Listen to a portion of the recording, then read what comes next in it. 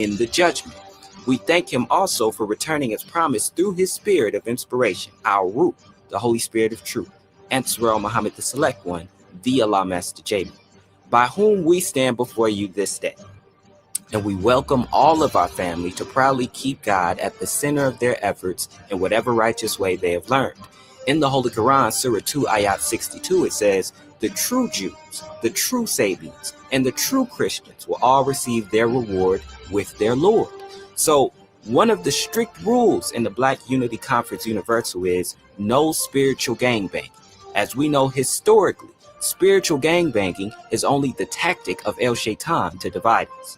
Once we get El Shaitan out of our ears and out of our mix, we will realize much of what we confuse as differences is only in the way of terminology. So we don't hang our hats on what makes us different, yet embrace on what makes us the same. So let's get to the business at hand. Welcome to our weekly BUCU Community Zoom Business Meeting. As you know, BUCU stands for Black Unity Conference Universal. This is our weekly business meeting where we come together and share ideas, strategies, and steps towards actual business establishment in our communities. So today, we have the superstars of our community on the line, and we honor them for giving us their time today to share some steps that we can take to establish business for our family, community, and nation. One of the titles of our BUCU team organization is the Black Family Business Network, as we understand that all of God's creation should be recognized as one family, one community, and one nation. However, as we know, the devil and El Shaitan have been busy dividing people. So the Black Family Business Network is just one of the wings under the Black Unity Conference Universal to help our people establish business, specifically on how to get a business license, bonding and insurance, how to get a seller's permit, how to incorporate our ideas, how to get copyrights and trademarks, how to get government contracts, how to manufacture and market our ideas, and how to use networking to accelerate the promotion of our ideas. So without further ado, family, let's get to business at hand.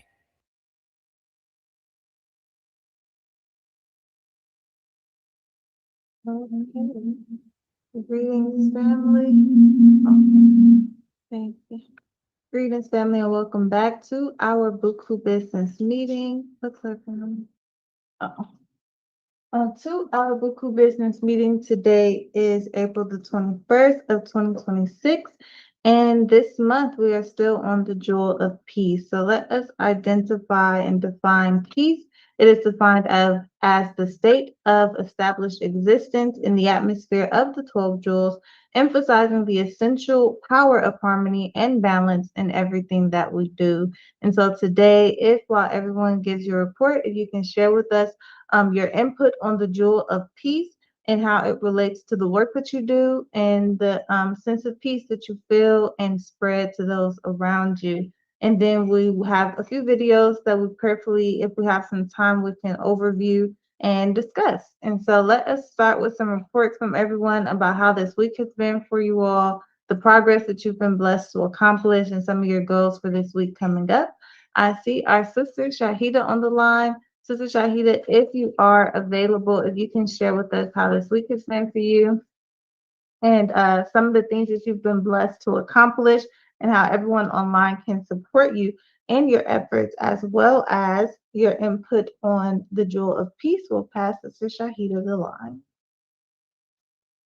Prayerfully.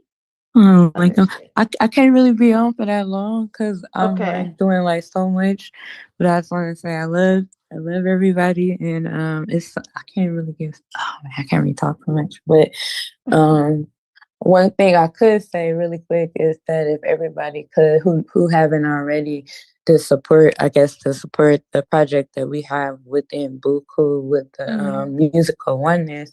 I know that's one thing that everyone could, support, because that's another thing that's going back to BUCU, supporting it. But far as with the evolving generations and everything else, I can't really give a report because I'm doing something that has to do with, like, right now with within my field of with nursing. I'm about to interview with a couple of clinics right now, like back to back.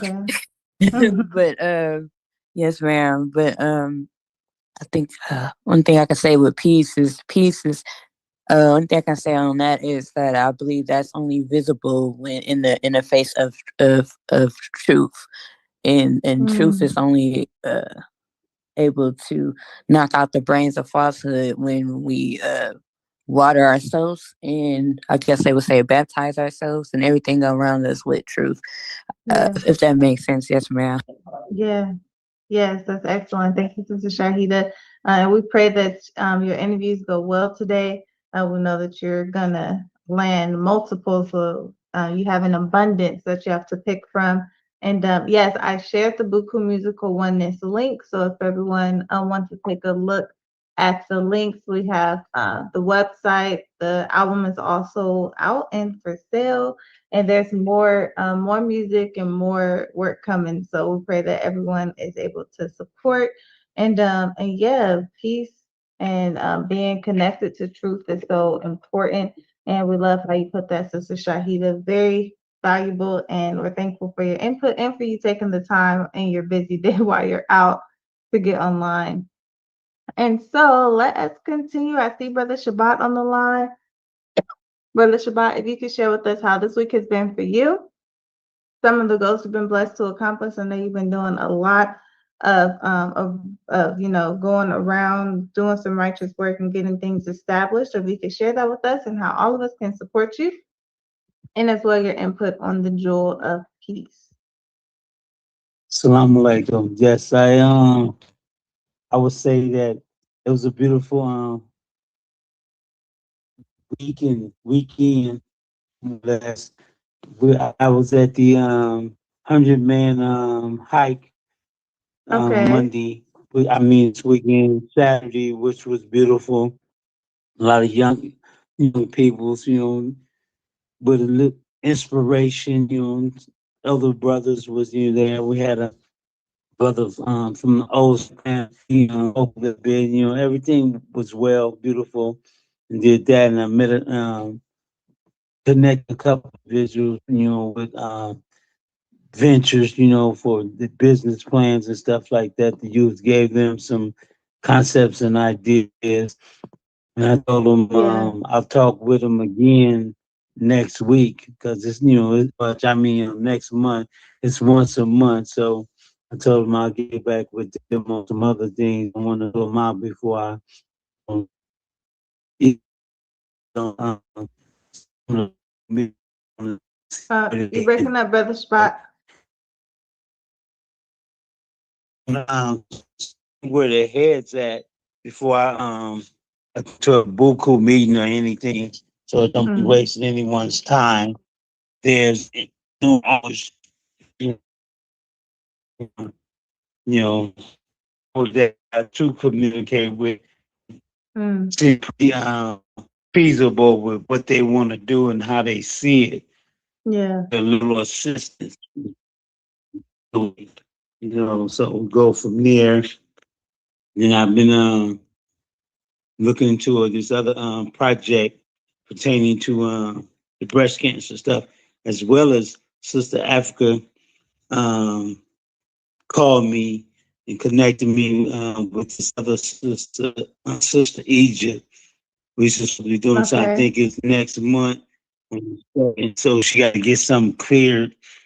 I guess they bowed out or had to cancel they setting, so their booth area might be open. So to see what that's going to happen. So I'm probably end up giving Sister Africa a call later to do a follow up or tomorrow to see what's going on.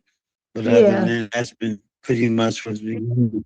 Oh, and I had to just attempted to call back home, but I didn't get a call from my brother. He's probably out working or something or something. I don't know. But anyway, for the property, so because one of the guys that allowed made a contract with him to the trailers, his brother put another trailer on one of my vacant spots with no contract or requesting or asking. So I'm like, okay, you don't get that spot for free. You want to give up $600 to $800. We can come to agreement because anywhere else down there. They charging like $900 to $1,200 just for the lot itself. So that's pretty much been it. And moving forward on everything else, with the blessing of Allah, it's coming to fruition. No complaints, just requests. But the biggest request is that He continue to give me the strength to endure all the blessings He's given me. Yes. And so, but that's pretty much it. And the jewel of the month is what? Peace, you say? Yes. Okay. Peace, I would say, must start from within, because the biggest battle that any of us face is the battle with ourselves, our own loss. Once we can conquer that or control that with the blessing of Allah, everything else will fall in line. It's not just going to pop up with one swing, but it's continuous working at it. It's why it's called life. It's a journey that we're on. We must continue this journey.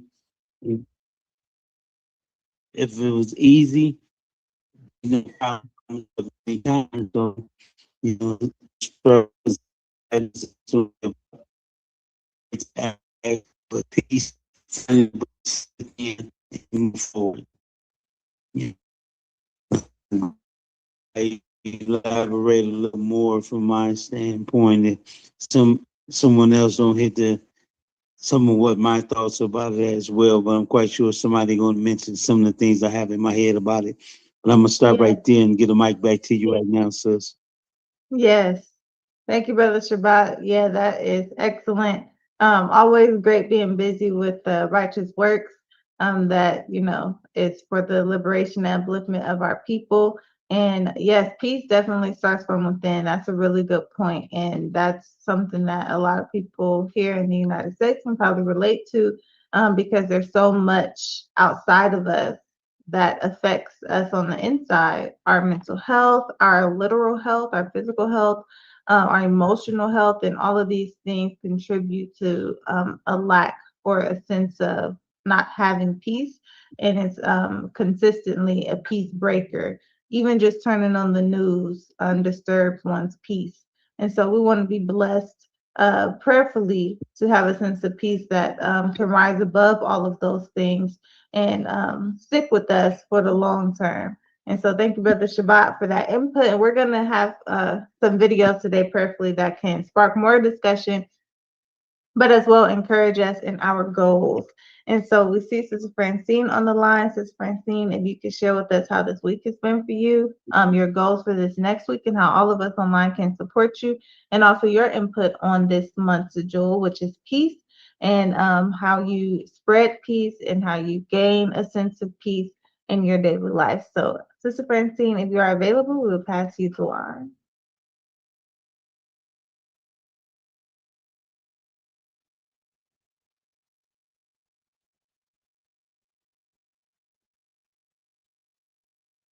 Sister Francine?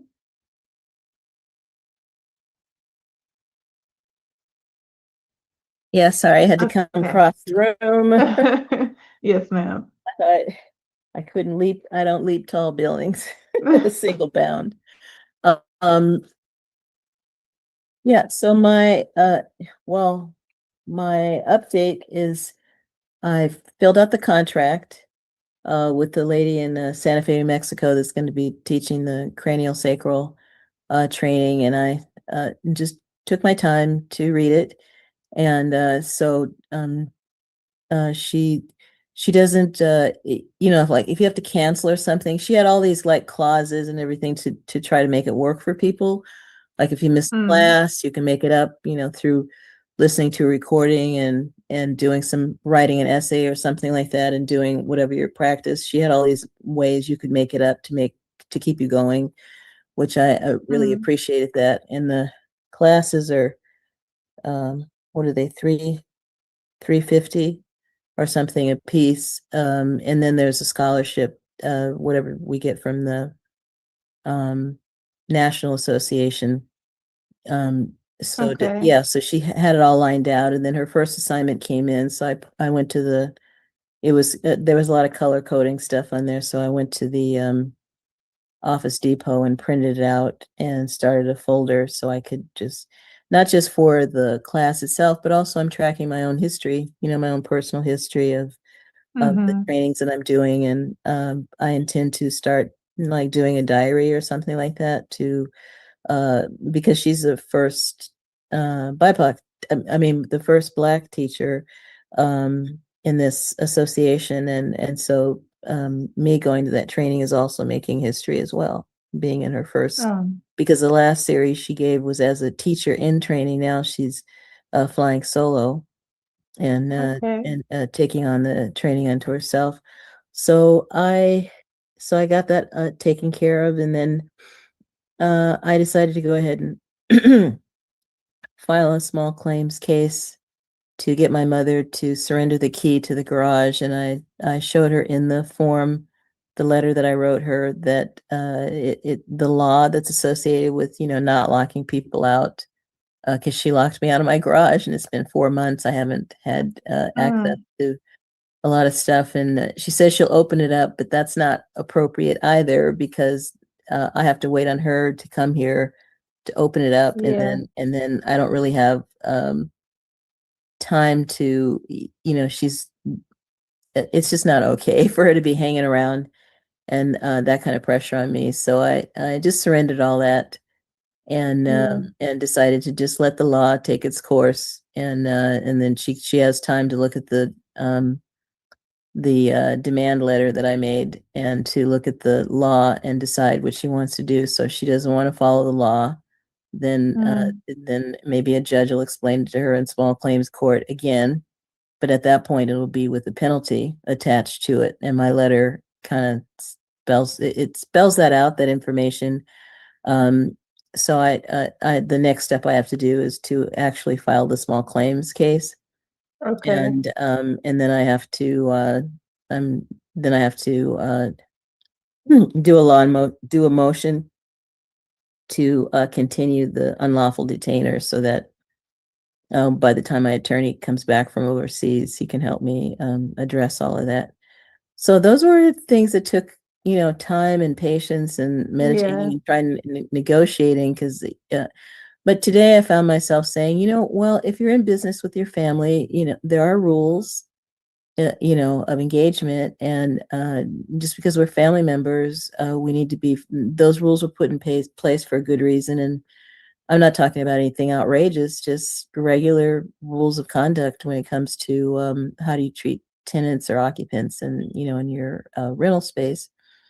So I was able to continue to advocate for my mother for the MRI. So we have an appointment on the first week of May with an orthopedic doctor. So I didn't have to encounter that woman again, thank goodness. And I did have to go through the extra length of filling out this form for membership services in order to advocate. I said, well, I already filled that one out, and we had it notarized, the hospital form. But then they wanted me to do another one. So apparently there's a California managed healthcare form that must be filled out now, probably because some caregivers took advantage of elderly people and asked for money for advocating for them.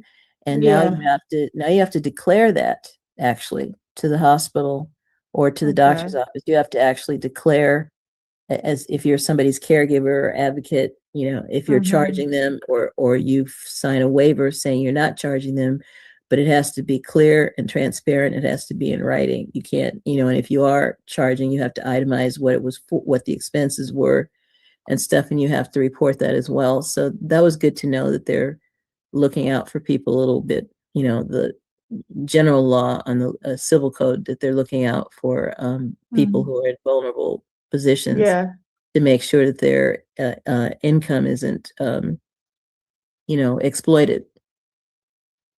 So then I continue to just pray as I go, and I'm excited that the training is coming up in May. It'll be online. Okay. So I'm still pitching it. If you know anybody that's interested in craniosacral training, this will be the first. all black. Well, I don't think it may be all black. I'm not absolutely sure, but definitely it's going to be a BIPOC training, and the teacher's school is, she's African American. And her heritage is, one of her parents is Jewish, the other one is African, and she's fluent in Hebrew and also fluent in the African language. She's kind of a very interesting person. And she's very feisty, but in the sense that she believes in African American African people and African American people, and she wants to make sure that they as many people as many of us as possible get the training and go off to create our own, following. So I'm and then I noticed the plan. I just wanted spoiler alert here. I was downtown Oakland, and the Planned Parenthood is down there, and they have some very odd pictures up at the building that are it's just kind of a wall to wall paintings, or what do you call it? When people put, it's not graffiti, but when people put like a mural. Yeah, a mural. Yeah. So they're a series of murals, but they have a number of people that one is supposed to be a woman, but she looks like a man, and her skin is Nubian black. So I'm just sitting with that symbolism. What are they doing? They several of the murals have the same Nubian black person, and then it starts out by somebody that's colored pink or something like that, pink, or these spring colors. And I mean their face, all that. And then they move to another mural where you have somebody who's Nubian, and it's clearly that person is not a woman, is a man. It's just, and then they just have a series of, I was going to load it up to show you guys what we're dealing with here, but they are trying to attract, our people, and they even have stuff for men up there, supposedly teaching them, I don't know if they're giving out condoms or teaching them how to not have protect themselves from sexual diseases and everything. So I see them as sort of making themselves like a one-shop place to attract, almost normalize what they're doing. And aborting a baby is not a normal occupation. So I don't know if they're doing abortions in the clinic there on Broadway. It's not far from 14th Street. Yeah, also it's I see it on Google Maps, but the mural must be new because I don't see a mural on there. Well, yeah, I kind of find the mural a bit, well, not just a bit. It's gross and insulting. Anyway, but it's meant to attract our people. Yeah. I don't see any white images up there for abortion. It's just blatantly attract Black people to the abortion clinic. So that's incredibly disturbing, and I'm not sure what to do about it at this point. I don't know if any city official would do anything about it for fear that they would lose, for their elections and stuff like that. So anyway, I'm noticing my focus on peace right now is nature. So nature gives us an example of how peace rests in our body, and how my foundational practice, which is the polarity therapy, that this is for the complementary medicine. I wouldn't say that my foundation is there. I should say my meditation is really my foundation. My spiritual life is my foundation. These other things are goals to express my spiritual purpose through those things that I do. So we live in so polarity therapy. The word polarity is about the four poles. We have north, south, east, and west. So if we didn't have those poles, we wouldn't, as spiritual beings, we wouldn't be able to express ourselves in a form. in in our gift of human nature. So it took, billions of years for us to get here in this form. We went through many forms to get to where we are. We can see that in our mother's womb in these cameras when they show the different development of the fetuses. At one point, fetus even looks like a one of those little seahorses, with the curling tail and all that. All of that drops off, and it's just beautiful. But the thing is that it shows the creativeness of the divine, how creative the divine used all these materials, sourced all these materials of nature to build our physical body. Yeah. And so when you were looking at peace, we should look at peace outside ourselves in nature, because nature was balanced the way the divine intended it. Right. You see a bird is a bird, a fish is a fish. All these things have form, they have elements in them, but look at how creative that by some divine, design, that all of them are have their purpose. A fish is meant to be a fish, a tree is meant to be a tree, and they all work together in harmony on the planet, and that when we look at those things, we can be amazed by them if we choose to be. That how many billions of years it took to develop the planet, and the planet is still evolving. So we can consider that our purpose is not fixed.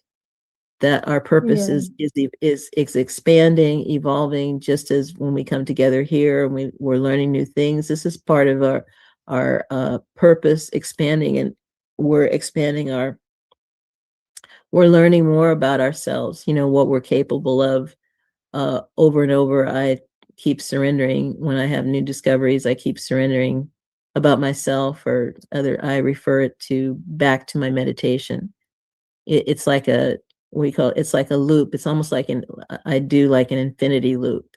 What people say above, so below, but it's also an expression of energy, is also out, expansion, contraction.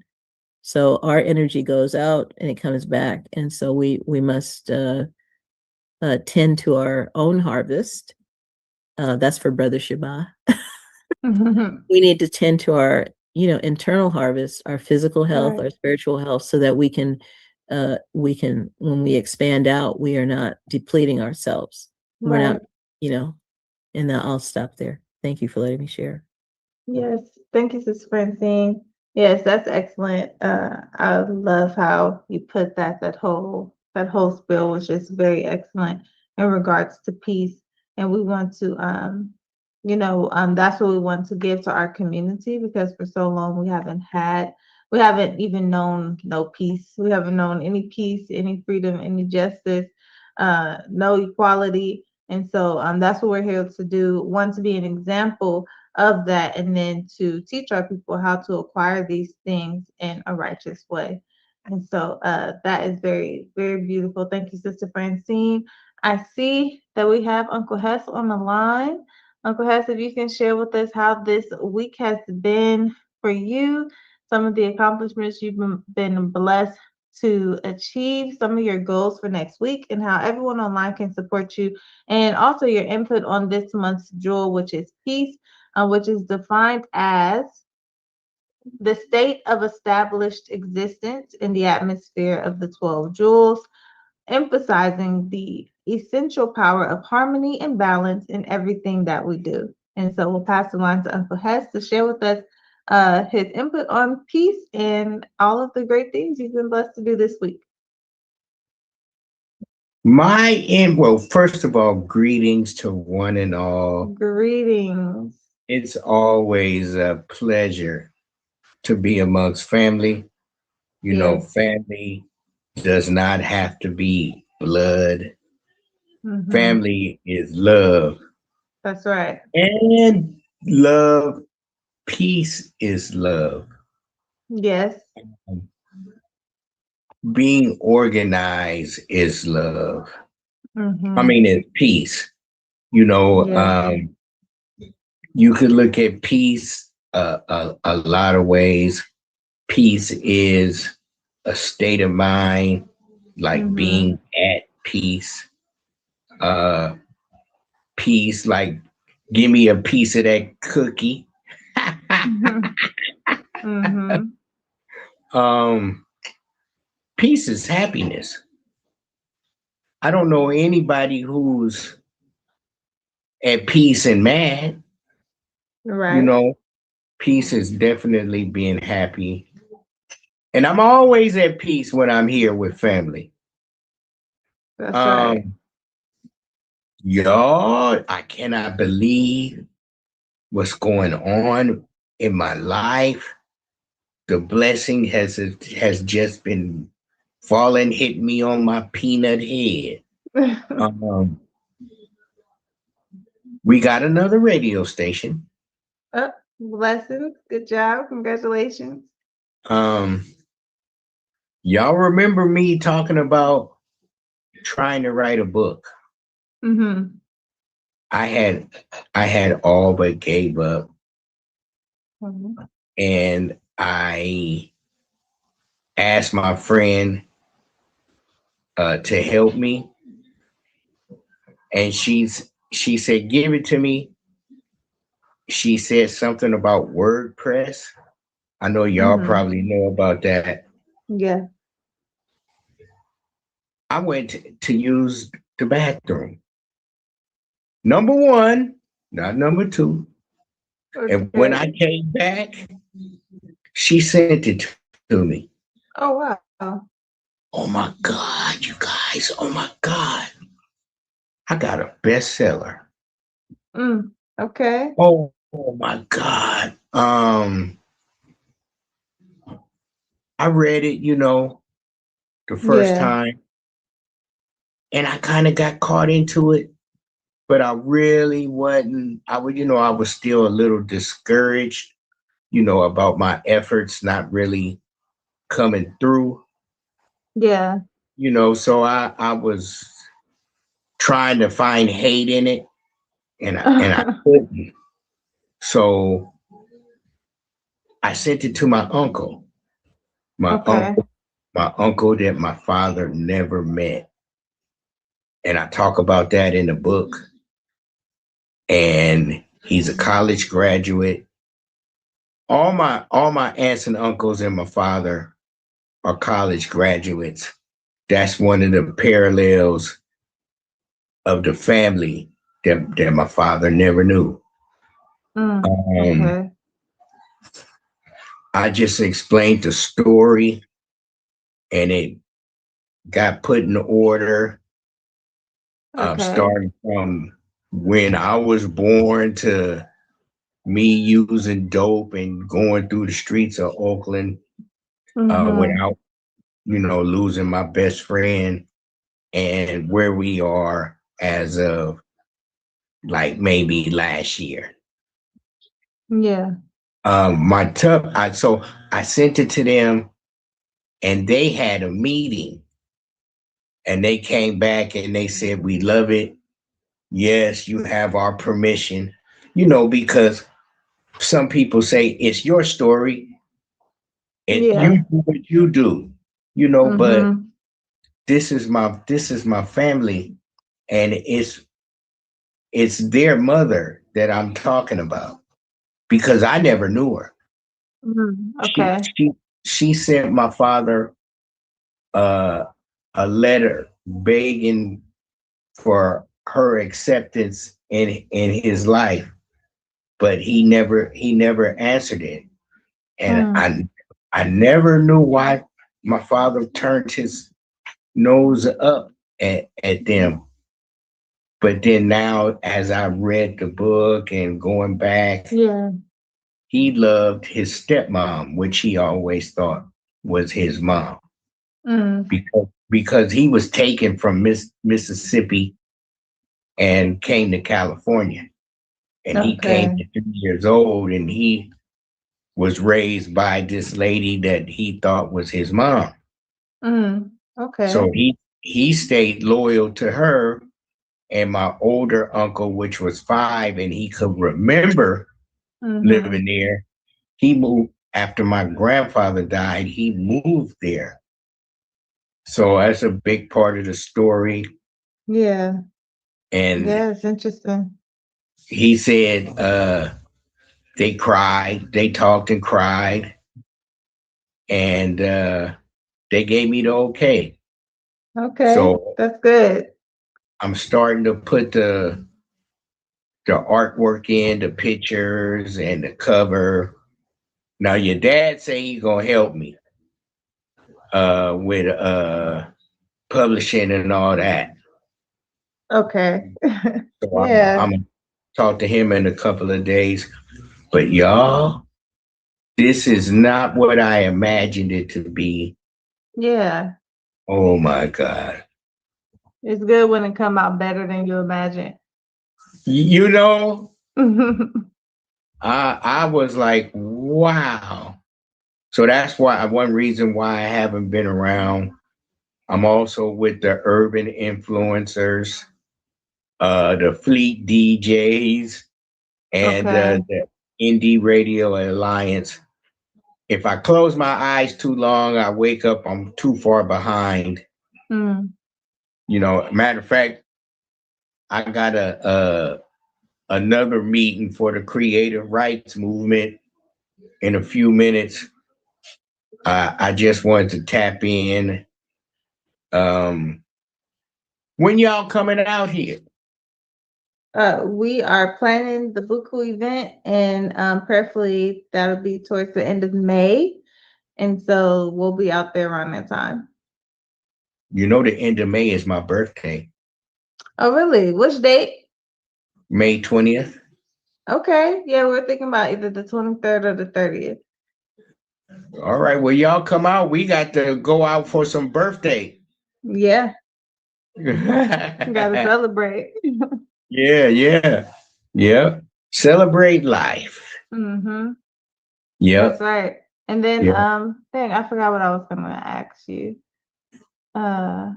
It'll come back to me. I forgot what I was gonna ask you about what you had said. And subscribe, put in chat. Amazing degrees from everyone. I'm on the other line, but sending much BUCU love.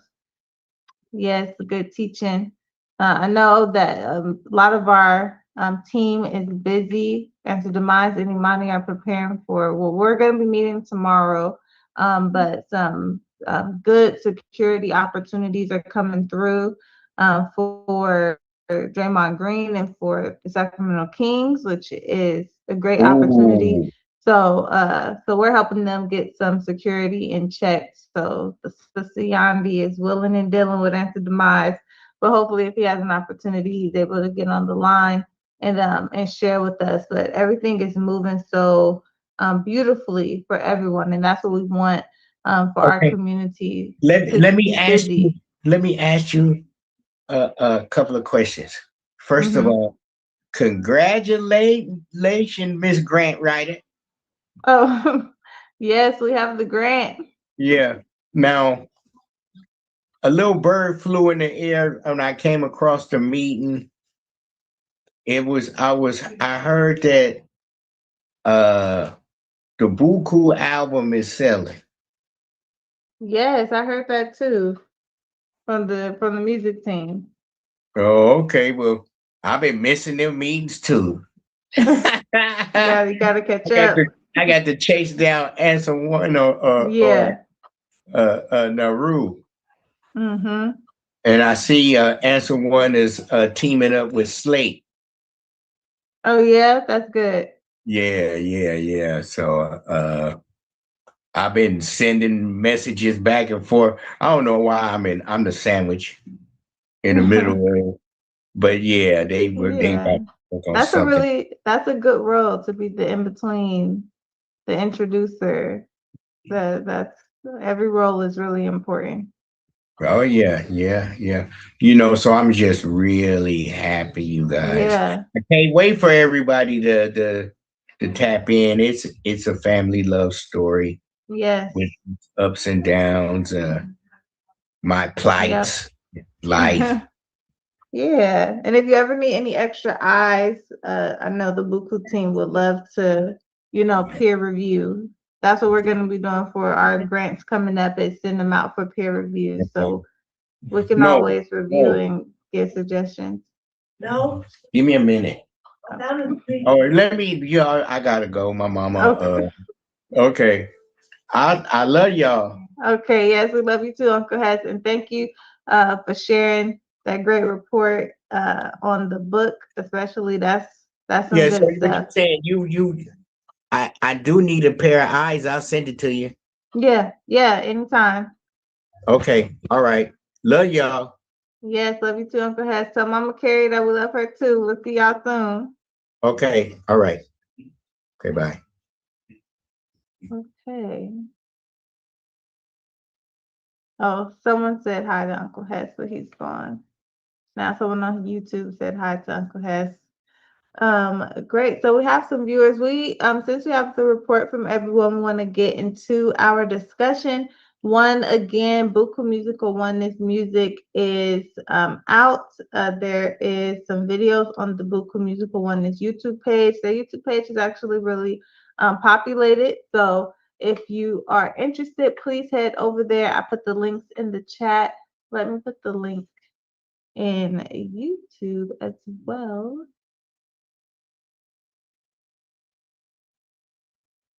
Let's see if that'll go. Okay, yes, it did. So I put the link in the YouTube chat as well. Please go over there and support. As well, like we said, BUCU events are coming up. We did win a grant that will allow for us to put on some events in the East Oakland area, and that's what we are planning for. So we plan to have a big event that prayerfully we can invite all of our family that have been supporting us all of this time, as well as people from our community, to come circulate our funds amongst one another, but also learn some great things involving each of the 12 jewels. Enjoy some performances and activities that should build character and build values for each of us, and as well just give to the community. These events allow us to, in person, with each other together, to spread some love and good energy in the community. And so I know that lately we've been speaking about not only repatriation, we've been speaking about land purchasing, and we've been speaking about all of the possibilities of what we can do, not only abroad, the idea of moving abroad, but also here in the United States, because we don't want to have to wait to get started on our independence.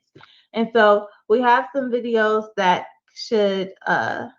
can spark some conversations for us in regards to what we can possibly do. And the first thing we have is a family compound. So this is a Black family. They purchased a large plot of land. I believe it's about 5 acres.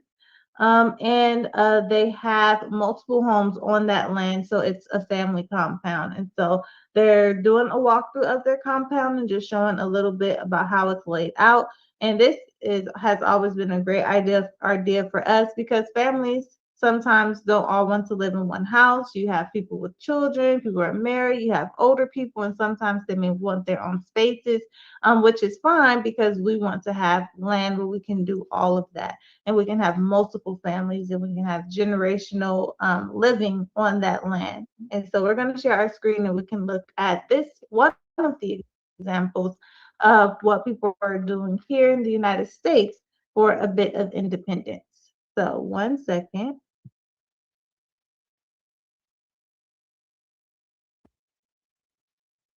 Okay.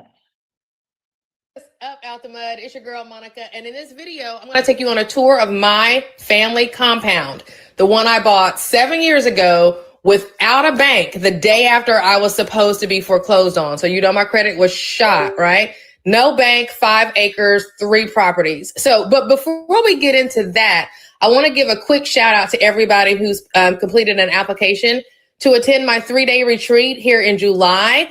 I see a theme, and I don't know that having a live retreat is the right thing to do right now. So I'm going to have another option for anybody and everybody at the end of this video. So definitely stay tuned. Okay, so let's get into this whole tour, right? So when I purchased this property, it was sitting empty for quite some time. So it's not just your average single family residential property. It actually has 3 structures on it. One is a main home of 3 bedrooms, 2 baths, about 2,400, 2,600 square feet. There is a separate 2-bedroom apartment on its own foundation, and that's about 1,400 square feet. And then there is a 900 square foot building that was, it looks like used as like a workshop. I've just been using it as storage. And of course, you've got the 5 acres that it all sits on. Initially, it was marketed as 4 acres, but I learned after purchasing it that it's actually a little bit over 5. So when I tell you, when you're searching for your family compound, that it's not going to be perfect, this is a perfect example. This property was built in 1978. And for all of us who were born in the 70s, you know that means it needs some work, right? It is solid as a rock, but it just needs a lot of work. However, it's been livable for us. Like, it's not a big deal. We love the character, love the age. We've been here through storms and all that type of stuff. And we feel like we are in a fortress, right? Because the way they built homes back then is just not the way they build homes today. I'm sorry to say it. But bottom line is, it does need some cosmetic work. It needs some, there's some deferred maintenance going on. And one of the things that I've had to realize as I've been living here is that it may be too much. That brings me to the point that I wanted to drive home in that last video, which was the perfect family compound property does not exist. And if you can adjust your mindset to that reality, then you're going to start to see way more opportunities out there than you ever have. For the first time in modern history, college students before. So what we're looking at now is that 2-bedroom apartment. Right now, I'm using it as my grow facility. I'm about to start some microgreens for the chickens. And then I spent a lot of money on the exterior of the property. I started on a chicken coop, converting the shed into a chicken coop. They're still in their dog kennel coop, okay, because I need to, do a run. Yes, I've, looked into some options with the run, but they were not the right ones. I got cattle panels and T-posts, and there's nothing but rock over there by the coop. There's just a whole bunch of rocky ground, so I got to figure that out. And then I had somebody come in when I first purchased the property with heavy equipment to clear the land. So a lot of money has been spent on the outside, landscaping, removing shrubs and all that kind of thing. So now I got to figure out how to get the inside like I need it, right? So it's a balancing act, and it's something that I want to make sure you understand is a process. So when you're looking at property that you want to be your family compound and you know it's not going to be perfect, you just need to know what level of imperfection you're willing to accept. That's it, right? And then what the resources are of everybody in the compound. That's a whole nother conversation that we need to have. Family compound math. I'll do another video on that. But the bottom line is, I wanted to give you a tour of my family compound with all of its imperfections so that you could see that you just don't wait on perfect. It doesn't exist. And even if you bite off more than you can chew, let's just say I have bitten off more than I can chew with this property. That is an absolute amazing problem to have, because biting off more than I can chew for me looks like now having a very unique property that a lot of people want. And when you have a unique property that a lot of people want, guess what? You have equity, right? You have equity anyway, but now you've got some equity if you pick up what I'm putting down. You feel me? So now if it gets to the point where, hey, this is starting to be a bit much, let me see what my options are with selling and then doing it again, but on a smaller scale, then you can do that too. But you never miss up on an opportunity to be able to secure a property with multiple living structures on it, with multiple acres, using owner financing, folks. If that opportunity ever falls in your lap, you take it and you figure everything else out, okay? And if you need help with that, that's where I come in, right? So back to what I was telling you guys earlier. Okay, so that is an interesting video. While we get some input from everyone, I'm gonna look for if she has a video where she explains how she purchased this land with shot credit, like she said, and with the owner financing. Because that is interesting. And but we can get some input from everybody. I think that what she said makes sense, that if an opportunity like this lands in your lap, not to turn it down. A big thing is having support. So when you go into that with support, then even if it is something that may feel like it's too much for you, or you bit off more than you can chew, like she said, you have family or you have a community that can either join in on this venture with you, which means that their resources and everything can assist, and also their ideas and their creativity can assist with the land. But also it just feels better instead of if you're by yourself. The way that she sounds is that she has family who is in on this venture with her, and also she's patient. A lot of people rush. However, like she said, she's patient. She has a land that people are interested in, but also she has a vision, and I think that that's really great. So I see Brother Shabbat, who has experience in purchasing land. So we look forward to hearing your input. So we'll pass the line to Brother Shabbat. Yes, Assalamu alaikum, family, once again. Yes, I will start with where she kind of left off at. For some, don't pass up imperfect property, imperfect land, because imperfect land is, for one thing, cheaper, and be willing to put in. When you have, it's called having teeth in something that you invested in, and then your sweat and tears and everything, it means more to you. It's like if someone give you $1 million, you'll spend it fast. But if you earn $1 million, you have to do it. That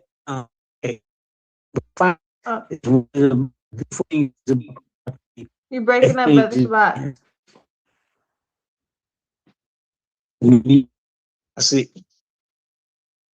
Good thing when it comes to owning property, maybe land or anything, because when you're doing with that, the bank don't get more money out of you, because the owner is keeping control of it until it fully changed hands. So the price stays the same when you paying taxes and other things like that. That's, have a lot to do with owner finance. The owner is financing the deal itself, and you just paying them, and the money that you give the owner is going to all of that. So it's better that way, instead of saying he just signed everything over, and then you was expecting to pay another couple of $1,000 because you rushed to take full control of it. And that's not a good thing. Don't be in a rush, like she say. Take your time. And here's another thing that not necessarily she mentioned it, but I haven't even mentioned it in a piece, because I was kind of somewhat waiting and hesitant about it, because I always talk about us putting in a kitty where we start saving for land or what have you, and this I'm gonna run it like this real fast, even though the number may be a little bigger than what individuals may be thinking about. But let's say we have 12 people every month. Everybody put in $1,000. Yeah. That's a year. Okay. So now we got $12,000. That person, out of the 12 peoples, one person is chosen to get that $12,000 to start a business with. But instead of going to the business, because that would take place over and over again until everyone got $12,000 and started a business. And now you have leaders, influencers for property, to show other people how to do it, stuff like that. Then we're hiring within each other. Somebody have a business cleaning houses. Somebody may have a food truck business, and someone may have a printing business, stuff like. And someone may have teaching a school where we teaching all these different skills. So we hire amongst ourselves and pay amongst ourselves, and the money stays within the community more, and the community grow. Or we could look at it like this: find anywhere them 12 peoples again, and then get 3 groups of 4. Go to the bank, sign a contract amongst each other's first, and go to the bank and get access at $5 million because everybody got 170 credit rate. So you good for at least 5 million, but you don't have to get that 5 million. Get $1 million or so, or get $500,000. Buy property, do whatever you're gonna do. Set the plan what you want to do with it, and turn it over and pay them back with their own money. Yeah. Don't look to earn money to pay them back. Pay them back with their own money by investing it right, utilizing it, making it turn over. You know, that would be one thing when it comes to property. What are you going to do with the property? What type of animals you going to have and raise? Are you going to invest in a homestead, create a homestead, or are you going to rent out cottages, you know, for getaways, Right. you know, weekend getaways for people, stuff like this. It's all about the process of the planning. What does your blueprint look like? What the purpose of getting this property? If it's just for family homestead and stuff like that, you still must understand just having a family compound, a homestead, you're gonna continue to put money out. But what do you do with that that compound, that homestead? You know, by say, I'm gonna raise rabbits, raise chickens, raise goats and stuff like that. So you sell those animals or rent the goats out to clear people's pastures or what have you. So it'll earn money, not just money out of your pocket on a continuous thing. And then look for property that would potentially have minerals that nobody really want because they didn't want to spend the money to find out. Like everybody she said is interested in her property now because they seen a toe down Brackley Place. In the little time she put in and the finance she put in, now they see the potential of what could be. Now they want it. Yeah. And she said, no, she's not ready to get rid of it yet. Because when she was saying, I'm like 5, and I'm say an acre or so under that. I'm a little bit under that on my spot. So that's how my property looked. I had a lot of it cleared. I have trailers up front, but I'm gonna put my house in the back and other stuff like that. But that's how we should be looking into. Don't look to get something that's already there because they could ask for more money. But if it's something we have to put work into, that's what we should be going for. Even here in the States, because there's certain places, Arizona. I got some tapes I'm gonna send you. I was doing some research the other night, so I'm gonna send them to you after the meeting this evening and let you look at them and go through, and then maybe next week or so you can pop 1 or 2 of them up, piece of them. But Arizona is starting to sell the mineral rights of the land because at first they wouldn't sell the land; they would only let the land and put your house on it. But now, for whatever reason, I ain't did no deep dive into research why they all of a sudden want to let you buy the land. I think because they know that the United States on a downfall, so they want to get their money and do what they're going to do as soon as possible. But it still wouldn't hurt us accumulating this land and property because when the time comes, at least we'll still have these deeds to this property. And if the United States starts over and up under whatever branch, we have the deeds, the property rights to this property. Can no one take that from us? We'll have to fight to get it or what have you, but at least we have it. We can start from there.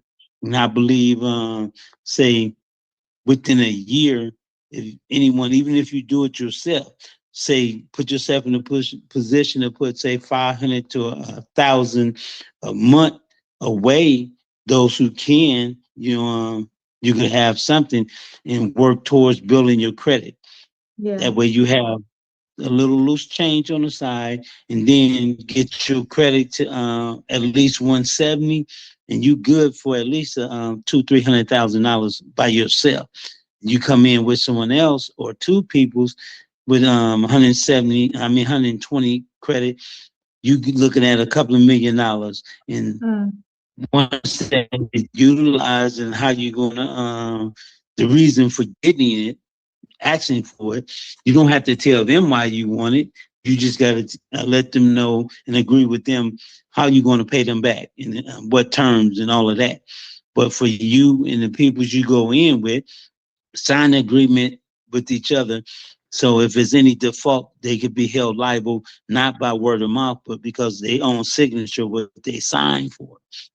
And I'm looking for, speaking for myself, at least 2 or 3 peoples where we can go in with that good credit. We can put up a request for at least, $2-3 million, although we don't have to ask for all that or request all that, just to lock in some property. They have Arizona have some 20-acre lots.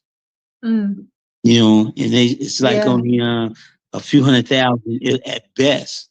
It depends on if it's no well on it and no electricity, and it's off grid, it's even cheaper. It's only like 70 to 80,000 for like 10, 15 acres.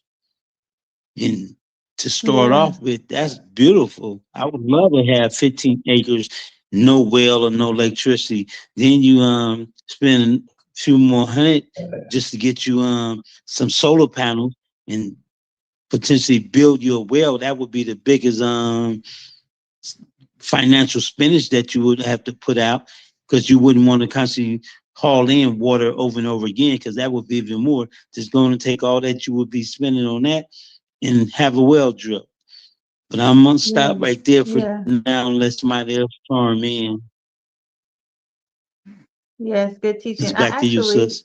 I actually have a video of, are they a couple who has some land in Arizona.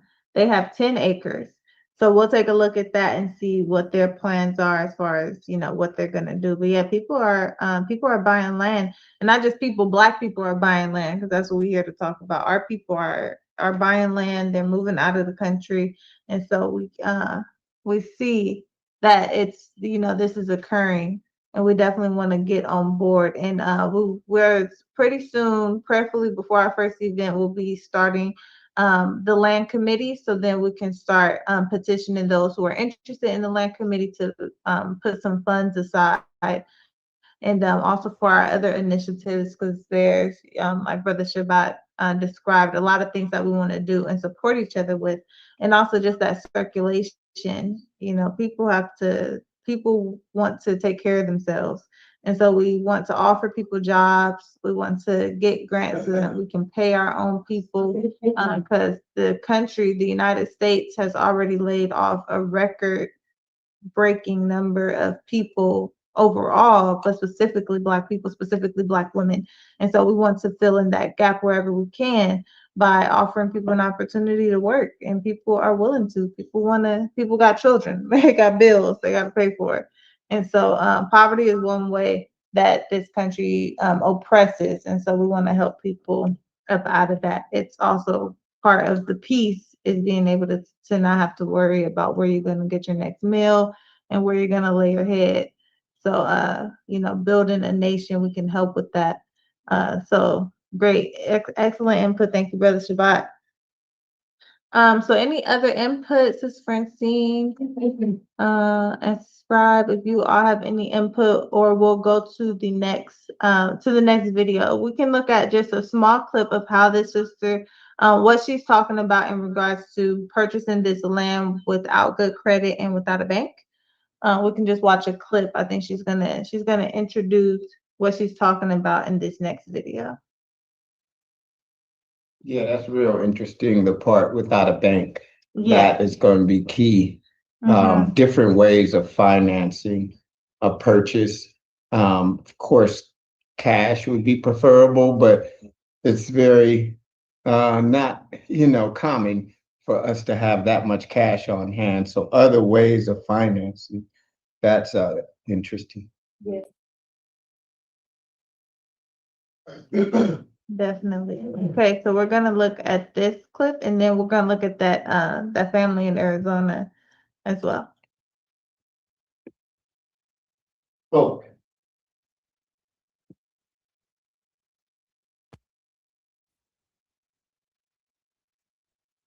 You do not need to go to the bank to get a loan to purchase a property. I purchased my 5-acre property without going to the bank and getting a loan, and I'm going to show you how to do the same thing.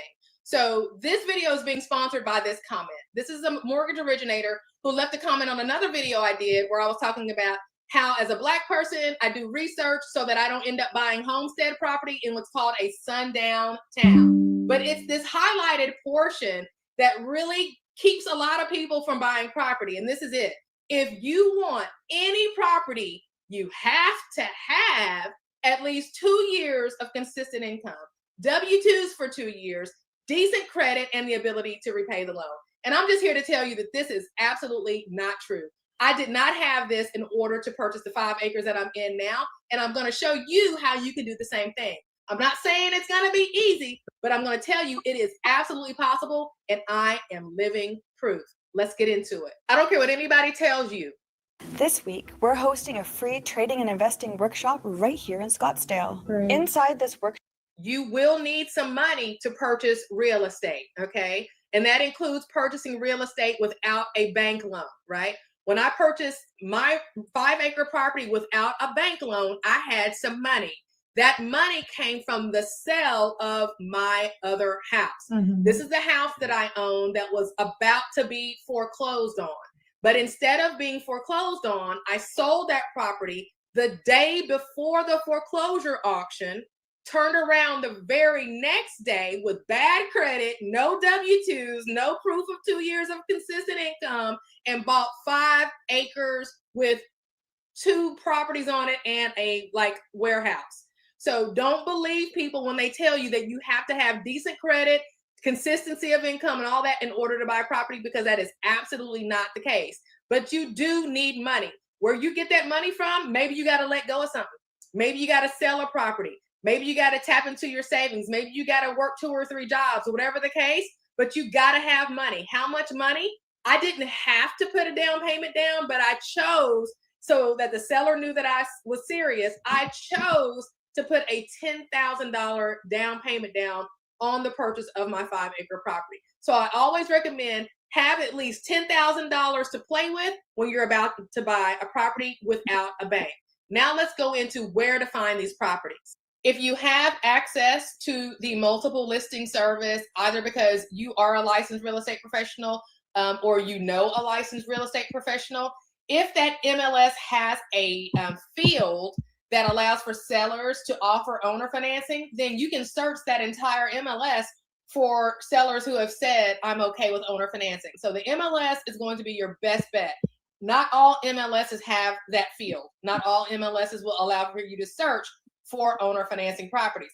If that's the case, then your next best option is to come to Google. And what I want you to type in Google is owner financing properties in Tennessee, and I want you to put the word Zillow right after it, okay?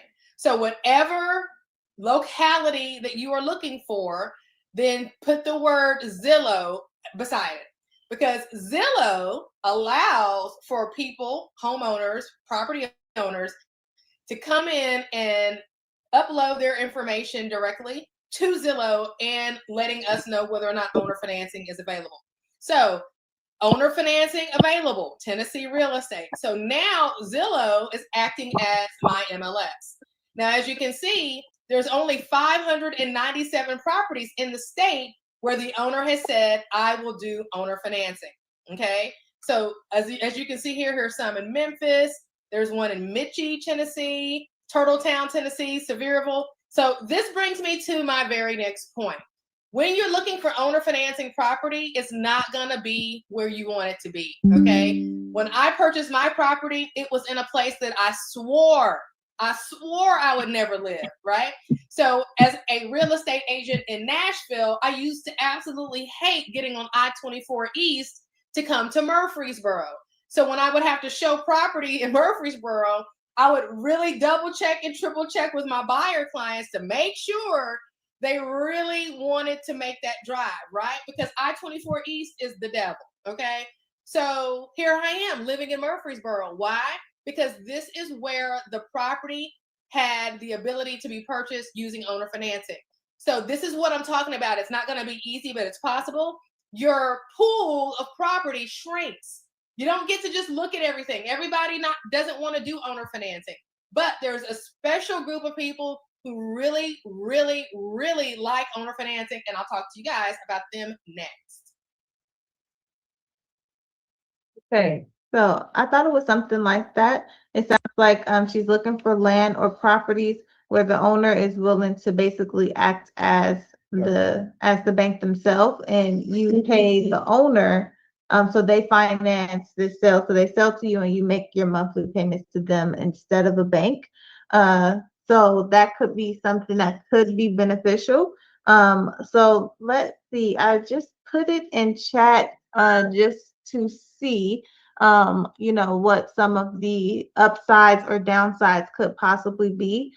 So with the seller becomes your lender basically, and your payments go directly to the seller. Of course, the first thing you want is a contract, promissory note, all of those things, a deed, because that's where things get fishy, and that's why people trust banks, because it's harder to scam.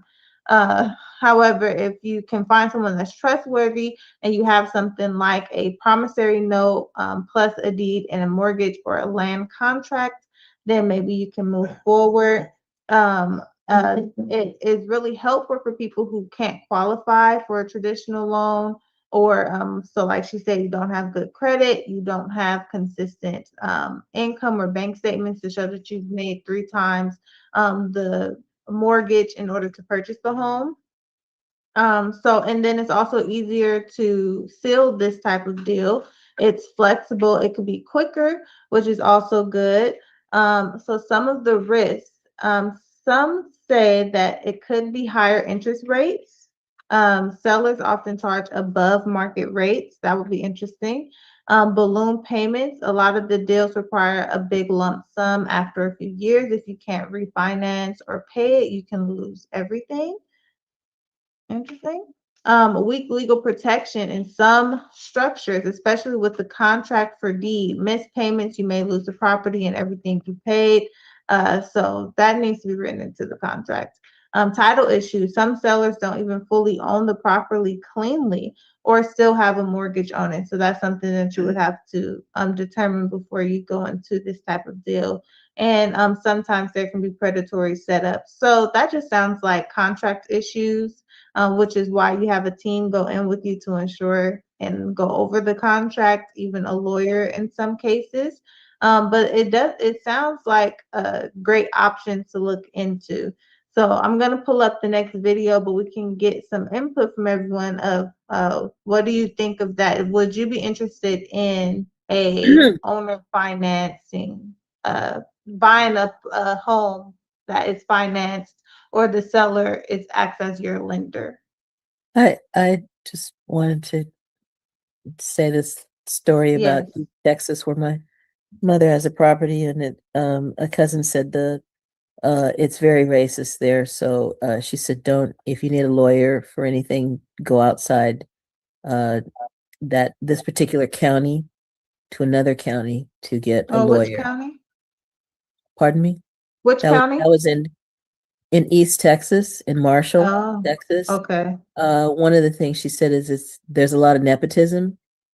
You would need, first of all, you need an older attorney who knows all the names of the lineages of the families.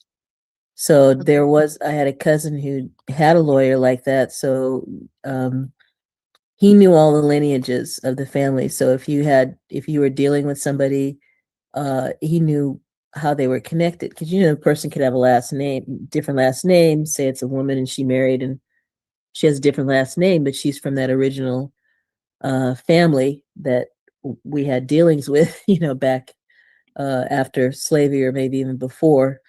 And because there was this one particular family that, I don't know the name of that family, but they've now, I know they've targeted my mother's family's last name, because a lot of them had oil on their property. So I think it's becoming predatory now, but in order to get to have, if you have any legal paperwork that needs to be done, she said go outside that county, because it was sort of locked in terms of the nepotism and the white attorneys. So one example was So that and you could have a father attorney who was good, but then you could have his son take over who's no good. So you have to be able to be flexible. And I had this guy on the telephone with my mother, and he said, because there was a problem of a brother selling his acreage before the property was divided. And so the white people chopped down some of the lumber on the land kind of situation. And he was telling my mother was explaining to him what was happening. And he said, well, that's what happens when you when you live somewhere else and you're not, tending to the land kind of thing. But he put it in so many terms of like, it would be better for her to sell the property and just, sell the land and keep the mineral rights. But the thing is, there's the land itself has value. It has yellow pine. Yellow pine is premium pine. I found out. I had to do my own research. So he was just talking out of both sides of his mouth and his rear end too. Because I could tell by the way he was talking is that Black people shouldn't own land. We don't know how to take care of land kind of thing. That was, I almost spoke up, but I thought it would be better to just listen to him.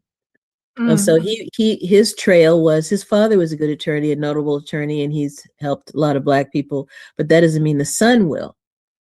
You understand? Yeah. So she told me, as a heads up, get to another county to get an attorney. Don't get one in that county because there's too many people intermarried, locked up, and the Ku Klux Klan was in that area too.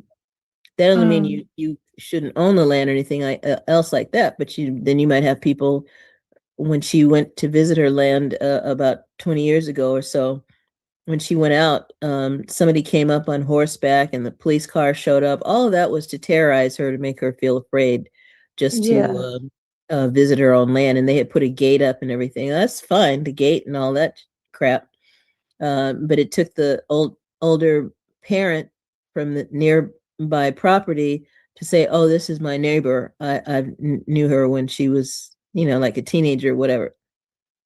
So you understand? That's the kind of way they'll try to scare you by showing up and stuff. And then somebody was supposed to look after the property for her, and this person didn't. And they chopped some lumber off it a second time. Now the mother died, and the son said he wasn't going to share it. My mother said the first time, okay, you can take your 25% and I'll take my 75%. But she said, next time you have to ask me first. So the next time he did it anyway and just took the money and told my mother he wasn't going to pay her back. So she did something foolish, which was to allow them to pay the taxes. That was a powerful leverage. The property was still under her father's name as, heir property, and it hadn't been divided yet. And so the taxes don't have to be divided. He had to get her to agree that he could pay the taxes. As long as she was paying all the taxes, she had power over them. And that would have meant power over the lumber. You understand? But when she let them pay their portion of the taxes, then it becomes a bit of a, murky in terms of, who gets what or whatever. Yeah. But the property's been put in my name. So if my mother passes, it'll come to me. And so she just left me with the situation. So one of the ways is we can divide the property, but I've talked to several people about it, and an elder here, make sure, you see, that property was the best property in terms of the water. And the white people put a man-made pond over the wellspring that fed farms in that area. When the water would go down and the creek would be muddy, that was drinking water for people. So those idiots put a man-made pond for their cattle. So you see, that would be the part where I would say I claim that as my own, because that was the best water. And they're like 15 miles from Licado. It says creek, but it looks like a lake or a river. It's huge. and the water comes down through their property, but they had the best drinking water, the best well water. So another cousin said, well, that can be restored and stuff like that, but they're not getting the best water on the property. That's the important to know where your water is coming from through your land, so you don't give that up. Yeah. Because if you give up your water, what do you have? Right. What do you have?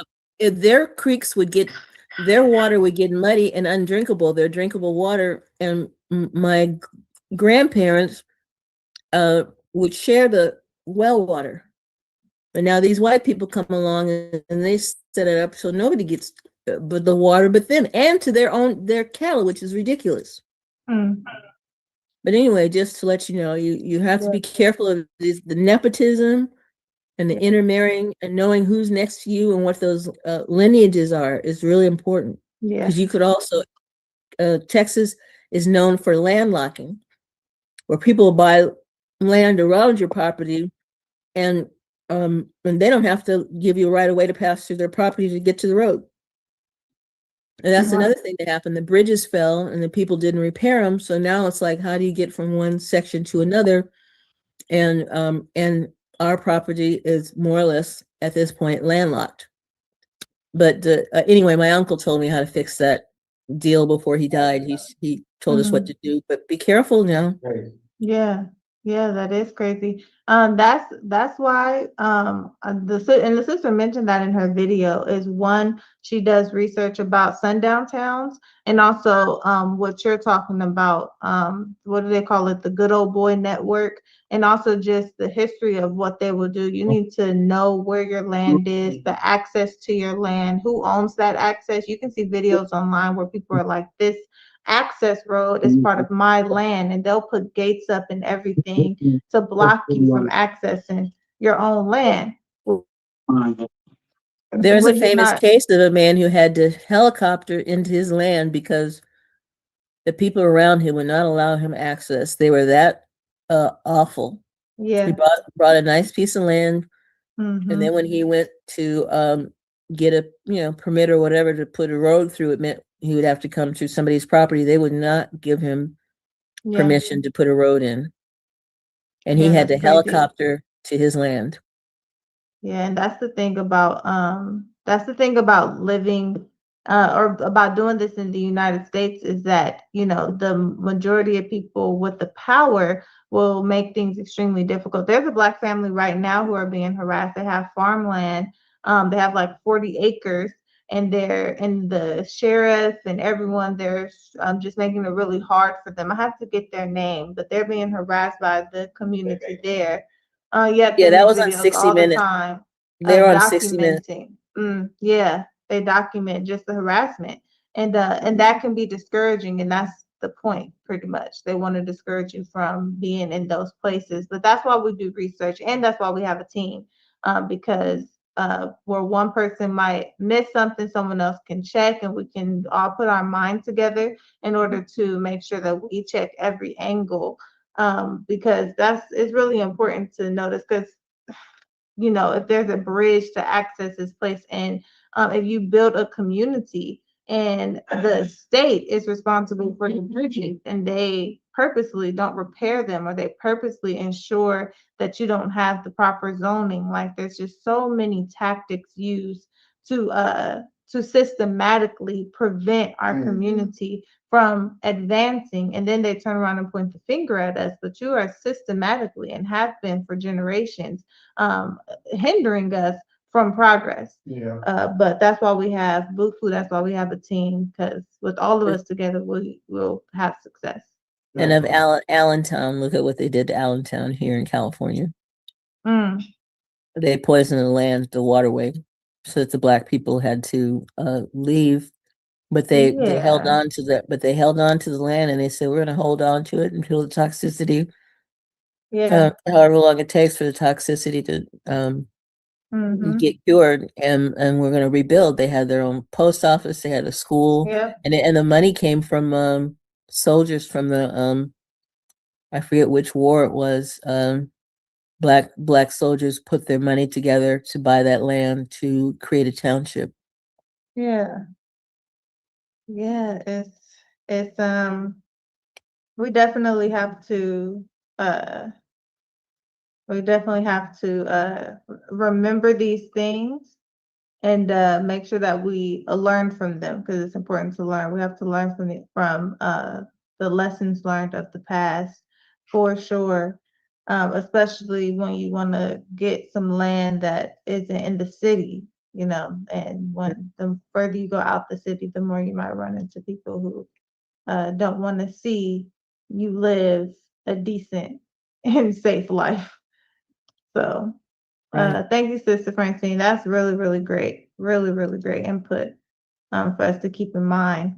Let's look at this next one. So this is Arizona. Arizona is another one of those places that you have to be really, really careful because there are people who don't want to see you progress in life, period. Sometimes Black people can just be having a good time, and you have someone that just do not like seeing that. They do not like seeing Black people smiling, laughing, nothing. I want to see you as a slave. So got to be careful wherever we go in the United States. But we do also know that there is land, and there are ways that we can secure ourselves, and there are places that you can go that is more that's easier to deal with. So let's look at this couple. They have 10 acres and off the grid in the desert. Now we Black, so we can withstand the desert, so that's not no problem. Let's see what they say about their experience. Having me out to your homestead, Omar and Janice. Pleasure meeting you guys. You out here in AZ doing the homestead thing? Yes, sir. I see a lot of land around us. Yeah, we got 10 acres out here. It's a perfect square. It's like 660 feet on each side. So this is like the back 2.5 acres right here, like it's towards the back on the end of the corner. And then you roll out this way? Yep, straight that way. And then back up this way. I never knew how big 10 acres was out here. And actually walked it. Yes, Brother Shabbat? That's one of the ones I was going to send you. Oh yeah? Okay. I got That's one mine by doing so. Yes, it's a beautiful piece. Yeah. I see Big Super, he's in Arizona. He looks like one of our brothers in CBA. He looks like his twin. But he documents a lot of people who are living off the grid in Arizona. So he has another one here. Looks like another Black couple living off the grid in Arizona on 40 acres. So that's interesting too. Yeah. Okay, we're gonna continue. Yeah. You walked the whole 10? Yeah. Did you, man? We really could have dealt with 5, but for some reason we had 10 in our head and goes the number, huh? He got a hydroponic system. Oh, the 40-acre one has a hydroponic system. Okay, so we're gonna look at that one. We're gonna look at that one next after we hear from our brother and sister here, because I know Brother Shabbat is interested in that hydroponic. That's what Quest for Success does. So If it's a brother with dreads and a yeah, cowboy hat, that's the one with the hydroponic. Okay. Yeah, here we are. I grew up in Jamaica. My dad had goats, chickens, and stuff like that. And the climate of how this country is now, I want to get into growing my own food, raising my own livestock. And I just needed, the property to do it. Couldn't do it in the city of Atlanta due to the prices, of the property there. But that's why I wanted to get into it. Is the land much more expensive in Atlanta? Much more. Even far out? Much more. Further out, in like the rural areas, I say probably about minimum 7,000 per acre, but maximum 50, 60,000 per acre. Right. You know what I mean? Yeah. How long you guys been here now? Well, I've been here about a year now. I came here first, to get things started, and then she came in May. Yeah. She came in May of 2025. I got a job offer when we first came to visit the property. And the guy wanted me to start working there, but I wasn't here full time yet. I was just here visiting. So I went back, took her back, and came back and stayed here. Got an apartment. And then you said, we're going to do the off grid. That's right. And then you've been here now for about 8 months. 8 months? Yeah. So what do y'all think of it? Oh, we love it. I love it. Yeah, we love it. Especially now that we're actually on the land. It's completely different. Like, can't ask for nothing more. Yeah. Peaceful. You see me quiet. Nothing going on over here. Imagine being able to build anything just by thinking about it. Meet Base 44. Can you show me around? Okay, so this is a project we did wood shed. Eventually, we're gonna get a wood stove. How are your the nights going for you? Are they cold? Oh yeah, it gets cold. Does it? Yes. It's been warming up though lately. I came out in the summer, not here, but Flag. We went camping, and we didn't know how cold it was. Flagstaff gets cold. Flagstaff is 7,200 feet above sea level, so it gets cold up there. Right here, we're at like 5,200. We barely get snow. And it was way warmer than Flagstaff. Even though it's cold at night, like 8, 9 o'clock, it's warming up. So yeah. Like it's been in the 50s and 60s all week. So yeah, today is a nice day. Right. Was it probably like 60? It was 61 yesterday. Today I think it's gonna be the same. All right, so you got your wood here. What do you use your wood for then? Right now it's just the fire pit. Like I come out in the mornings, I light it up, or late nights, I light it up, and we sit out there and enjoy the stars, man. The stars is something to see at night, man. Yeah, so that's how we're using it mainly now. And then this, where you storing all the firewood, did you build that or you bought that? We built that. We built that out of pallets. Okay, what? Yeah. Check it out, man. Yes, sir. Pallets and a couple 2x4s. Did you chop the wood? We chopped the wood. Me and my sons have 4. The oldest is 30, 32. Then we got. All right. So this is a good video. It looks like they are just starting. But this is how you do it. You start and you stay consistent on building, and patience is one of the biggest things. So this is inspiring. They are off the grid in the desert. And they're building their homestead dream and navigating the surprises of rural life. So this is pretty good. Sorrel, yes. Wait, I hear people saying 8 acres, 2 acres, 10 acres. 1 acre is 4 blocks square. That's right. 1 acre is quite a large, So even if you wanted to live in a place and on the outskirts of Atlanta, and it was 60,000 an acre, and you could get that 1 acre. Well, it's still better than buying a $600,000 house. Yes, absolutely. On land that you don't really even own. The city owns it. Yep, absolutely. That's a good point. And like you said, 1 acre is a decent amount of land. So imagine 10 acres. That's a lot of land that you can do, and that's why like a family compound just sounds so great, because you can just. I think some of these cities, our family lives in Lane, and I think that Lane is like not even that long, but all of our family has homes on Lane. And until very recently, I think my family was like the only family in Lane. So so you can do so much with 10 acres. It's just, Introduce yourselves. Can't even put a price on it actually. Okay, so this is the next couple. They have 40 acres. Off-grid in the desert, and they have an aquaponics tour. So let's see what they have going on. I'm Tony. It's my wife Alex. And what'd you say, Brother Shabbat? I say it's beautiful. I seen this one too. Oh yeah. There was a few of them. This is another one I was gonna send you. Okay. Yeah. Yep. If you send me the other one, we can play it next week, because this is great. Inspiration for us to know, we got to start that land committee, because this is this is absolutely possible. Okay, I'm about to play it. WPR Ranch, which is Which Price is Right Ranch. Our last name is Price. It's usually me. I'm the right. She's not. Price. She's not. She's not.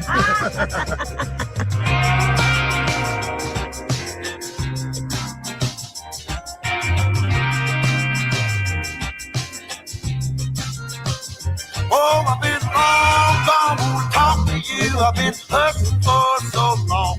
October, we're pulling up on our 3rd year.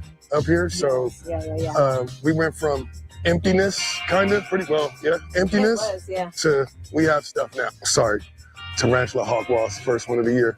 Where at? There he is, Yeah. Those will put you in the hospital. Yeah. They're not looking for us. They checking for tarantulas. Tarantulas, right? Which but is a bad sign for us too now, because now we know that the tarantulas. If you cross that path, that thing will put you in the hospital. I just seen a video of yours. You had warned about. You said you have to watch it for snakes, and then you took a picture. Of a snake. Yeah, because every time we say something about snakes, about it one appears. 20 minutes later, you hear it. You heard a rattle before? Oh yeah, no, under the RV, up there at the tree, over in that wood pile. Yeah. I'll tell you this story real quick. We got back from Phoenix. Her mom lived in Phoenix. I go to put bird feed in the bird feeders, and then I'm over there. I got on shorts and my Crocs, and I'm just like hanging back up. I look down, and I'm like, I just take off. None of this stuff was here. I jumped down the hill, and then I'm like, it's just sitting there. And then it didn't strike. It was here to here. Didn't strike me or nothing. Rattlesnake? Yeah, didn't strike me or nothing. It looked like it just ate, so it was kind of chilling. But no, that was way too close for a comfort. The other one was underneath the RV. And the cats were playing with it. The cats surrounded it, and it was like, get away from me. Yeah, and they were just laying, like surrounding him. I thought it was. Y'all don't move. I thought it was a gas leak. You know how when you hear shh. That's what it sounds like. Doesn't sound like shh. It's like shh. Whoa. And I was like, what is that? What's leaking? And then we look around and I see. I was like, okay, yep. But he was looking at he's looking at the cats, and I'm like, snake. Yeah. I say snake. So everybody, now we're like kind of broken in. Yeah, I yell snake. Everybody just kind of grabs the utensils. We walk real slow over to where. Because it's not going to go nowhere unless. No, they don't go fast. Unless we provoke it. So. Yeah. But anyway. Well, we've had like I digress. Too, back to what we was doing. What is it? The little side. Okay, so now you guys are on 40 acres. Approximately 38. Yeah, and what we're using is about maybe an acre. Our living space is just. A lot of people, when they're looking for land off grid, they're like, yeah, we want hundreds and hundreds of acres. Yeah, that's a lot.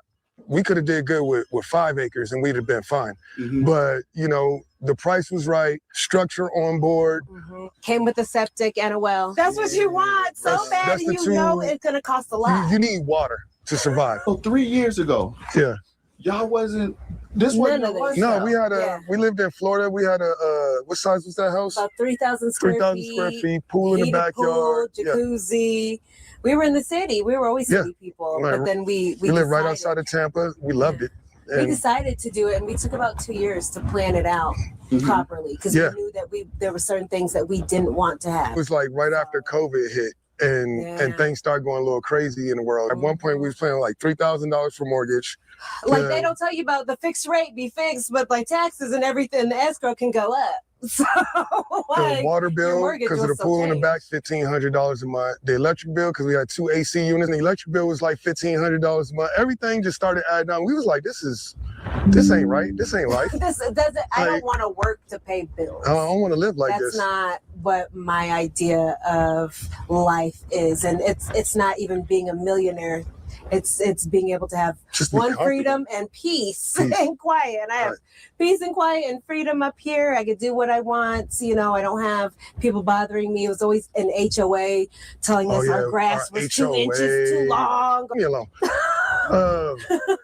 But yeah, so we used to watch a lot of like off-grid shows and different stuff like that. I was like, man, we could do that. She was like, let's just do it. Yeah. And I was like, we made the plan and did it. This whole property with the well, septic, and that building there was 50. Wow. For 38 acres, a well and a septic was 50. We paid cash for it. So this is all you. Yeah. Mm-hmm. Yep. Property taxes and gas for the generators. It's pretty much like that's our big. And of course we have internet. Yeah. The trash bill, cell phone bills, and gasoline, pretty much, and the car note. Because that Jeep's paid off, but the truck's not.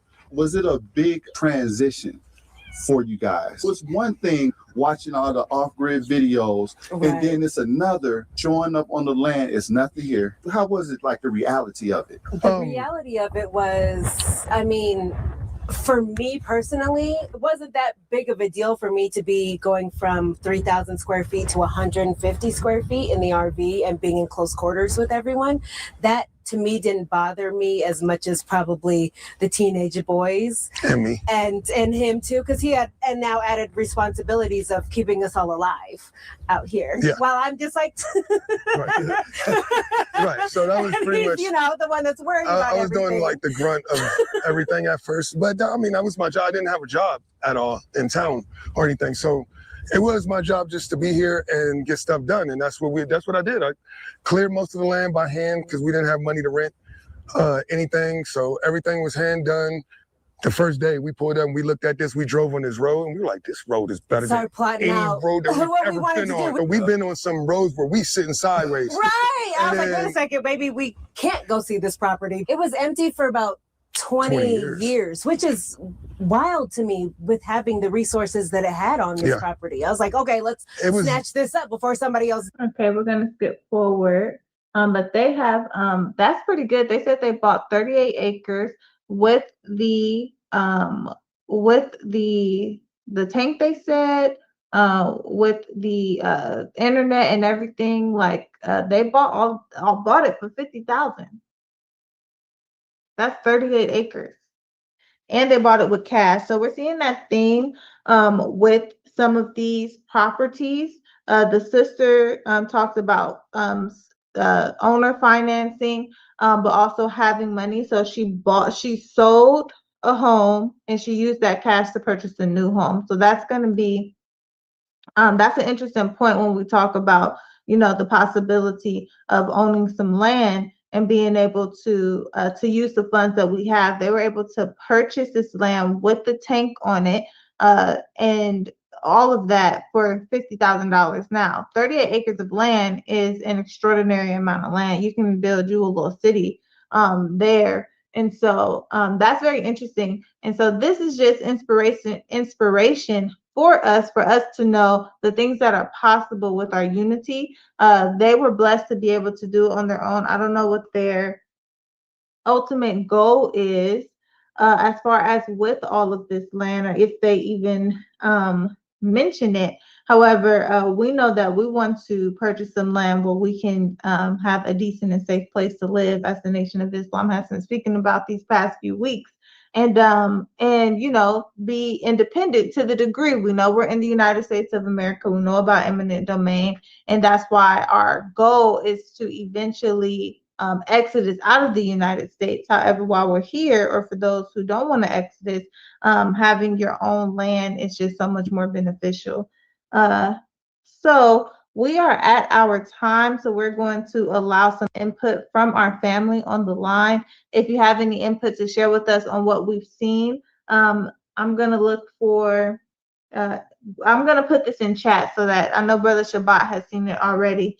But if anyone else want to look more at some of these channels and some of the journeys that some of our people are experiencing as they purchase land and live off the grid, that research is really important as well. It's going to allow for us to, you know, not have to repeat some of the same mistakes or missteps. It really helps that they're putting their experience and their journey online. So we'll open the floor for some input as we prepare to land this ship.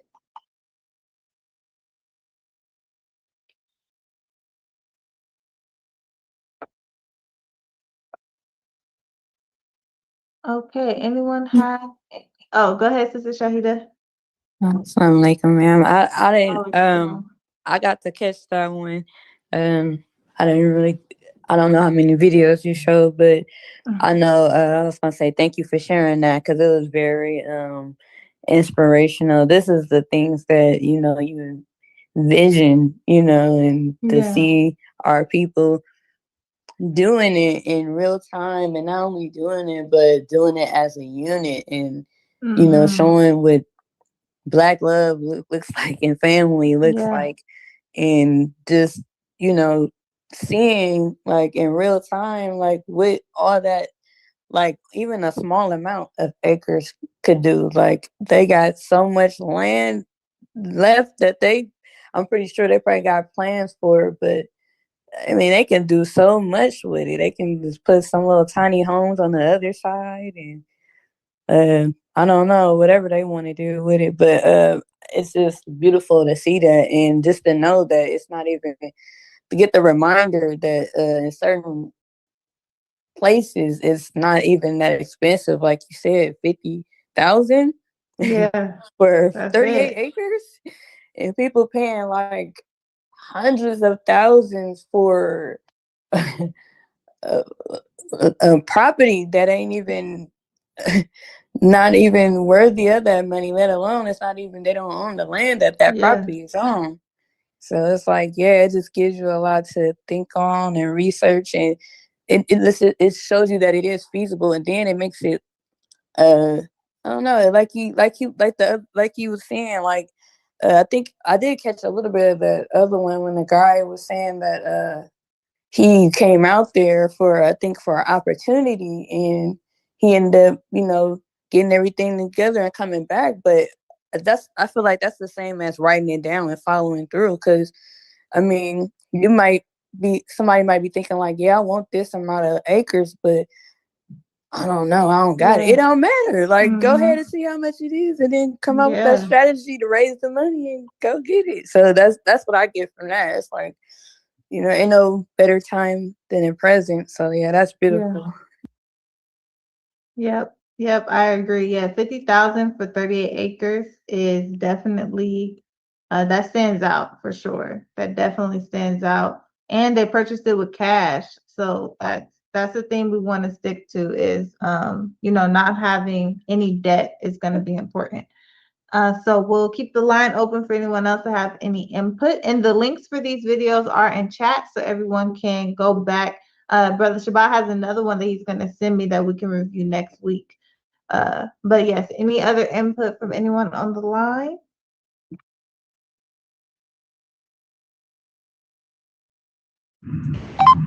Just, it just puts you in a state of peace. Like when you think of peace, as Heston beautifully stated, it's related to love in that way. Love of God, love of life. He comforts you. Love is freedom, justice, and equality. It's not, the definition in the dictionary is intense, affectionate concern. And they have that, confused with lust and infatuation and different things like that. But intense, affectionate concern for one's well-being and for the well-being of our people. That's the first law of preservation, the love of self and kind, the intense, affectionate concern for self and kind. And really, when it says self, first law of preservation is yourself. Our beloved messenger teaches us is self and kind. I sacrifice individual self for my people to go free. For my children. I want to build a better world for my children. So it ain't just, every man for himself and you got children. That's coward shit. You know what I'm saying? So, it's self and kind. Your people, that's the first law of preservation. And that's love. And that's why it takes you back to that definition given by the nation. Love is freedom, justice, and equality. That's what love. You love something, then you should want it to be free. You should want it to have justice. You should want it to be, experience equality, and so, but just seeing people attain so easy, right there at our fingertips, stuff that we could have been did. And you feel they peace is coming through the TV, through the screen, and touching you. You feel it like, I could do that. So it just really, really and then, as he stated too, has said another beautiful thing is organizing your land. Like the lady said in the first clip, really knowing where your chicken's gonna be. Is that rocky dirt? Is that dirt too rocky? Is it too much clay in that dirt? Just really checking all that, depending on what you want to do with that land, and then knowing that there's ways to possibly convert it, but knowing the environment that you're in, what type of crops can you have? Siddiqui was on there just saying how the coffee is very corrupting to the soil. And so I know as a colleague, he had a coffee product and, you know, maybe thinking of growing coffee, you would know to put that somewhere else. Don't put that nowhere near where you're trying to grow something else. You know, herbs and different things, you know, knowing what you can grow, where and what environment, and just understanding.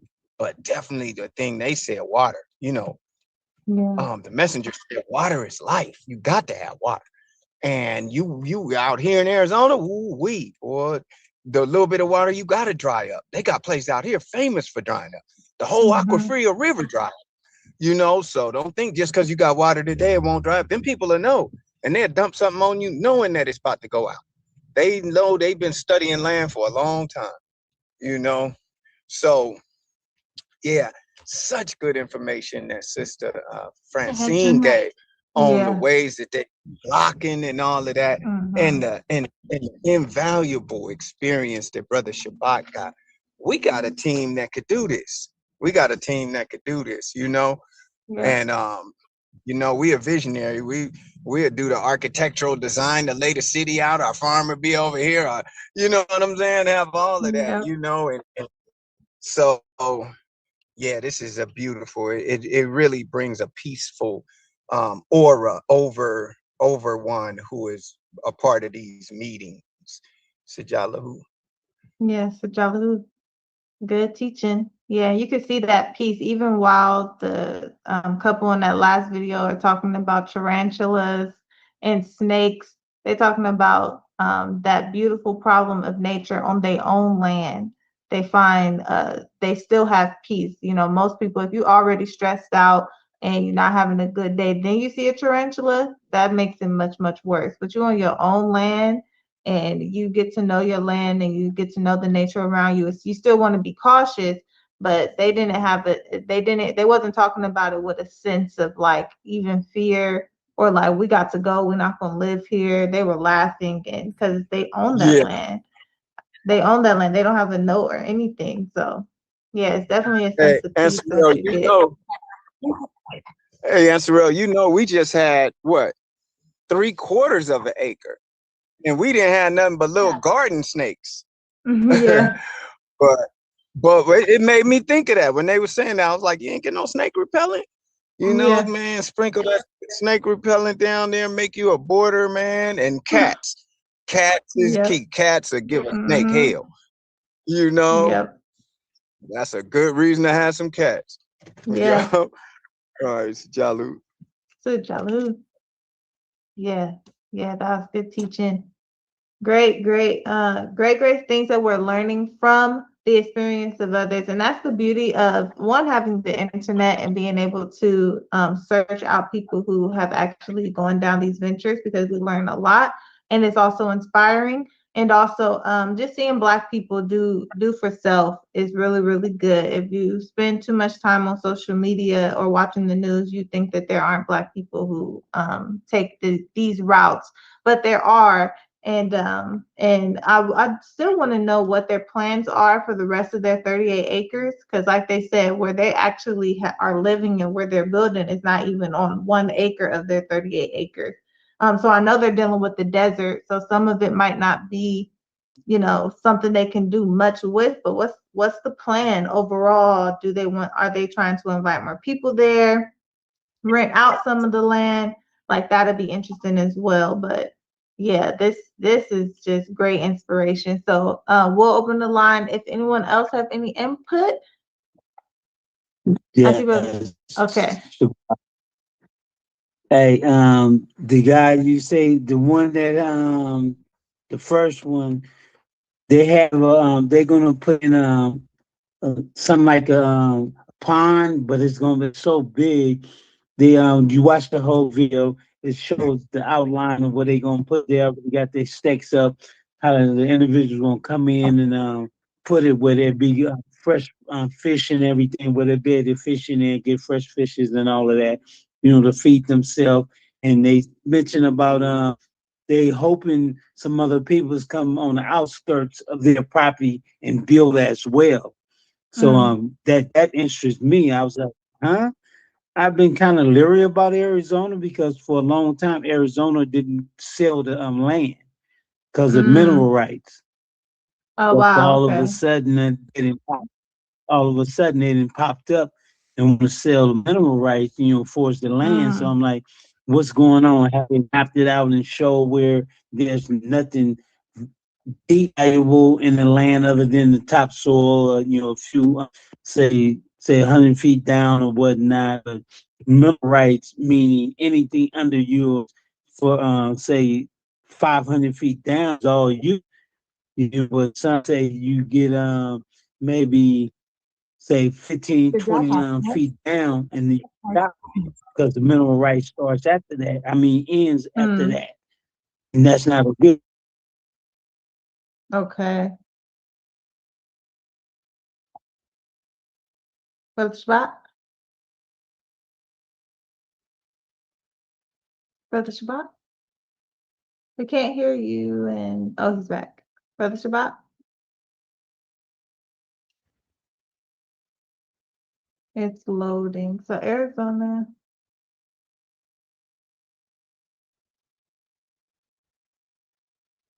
All right, Brother Shabbat's audio seems to be loading.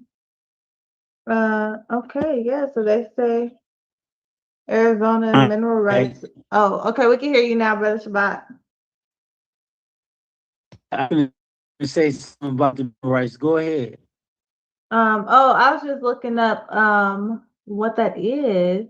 Well, I know what minerals are, but what Arizona's property is, it says Arizona mineral rights allows for the exploration and extraction of subsurface resources, which can be severed from surface ownership. They are obtained through mining claims on federal lands and lease on state trust lands. Unpatented claims require annual maintenance. Okay.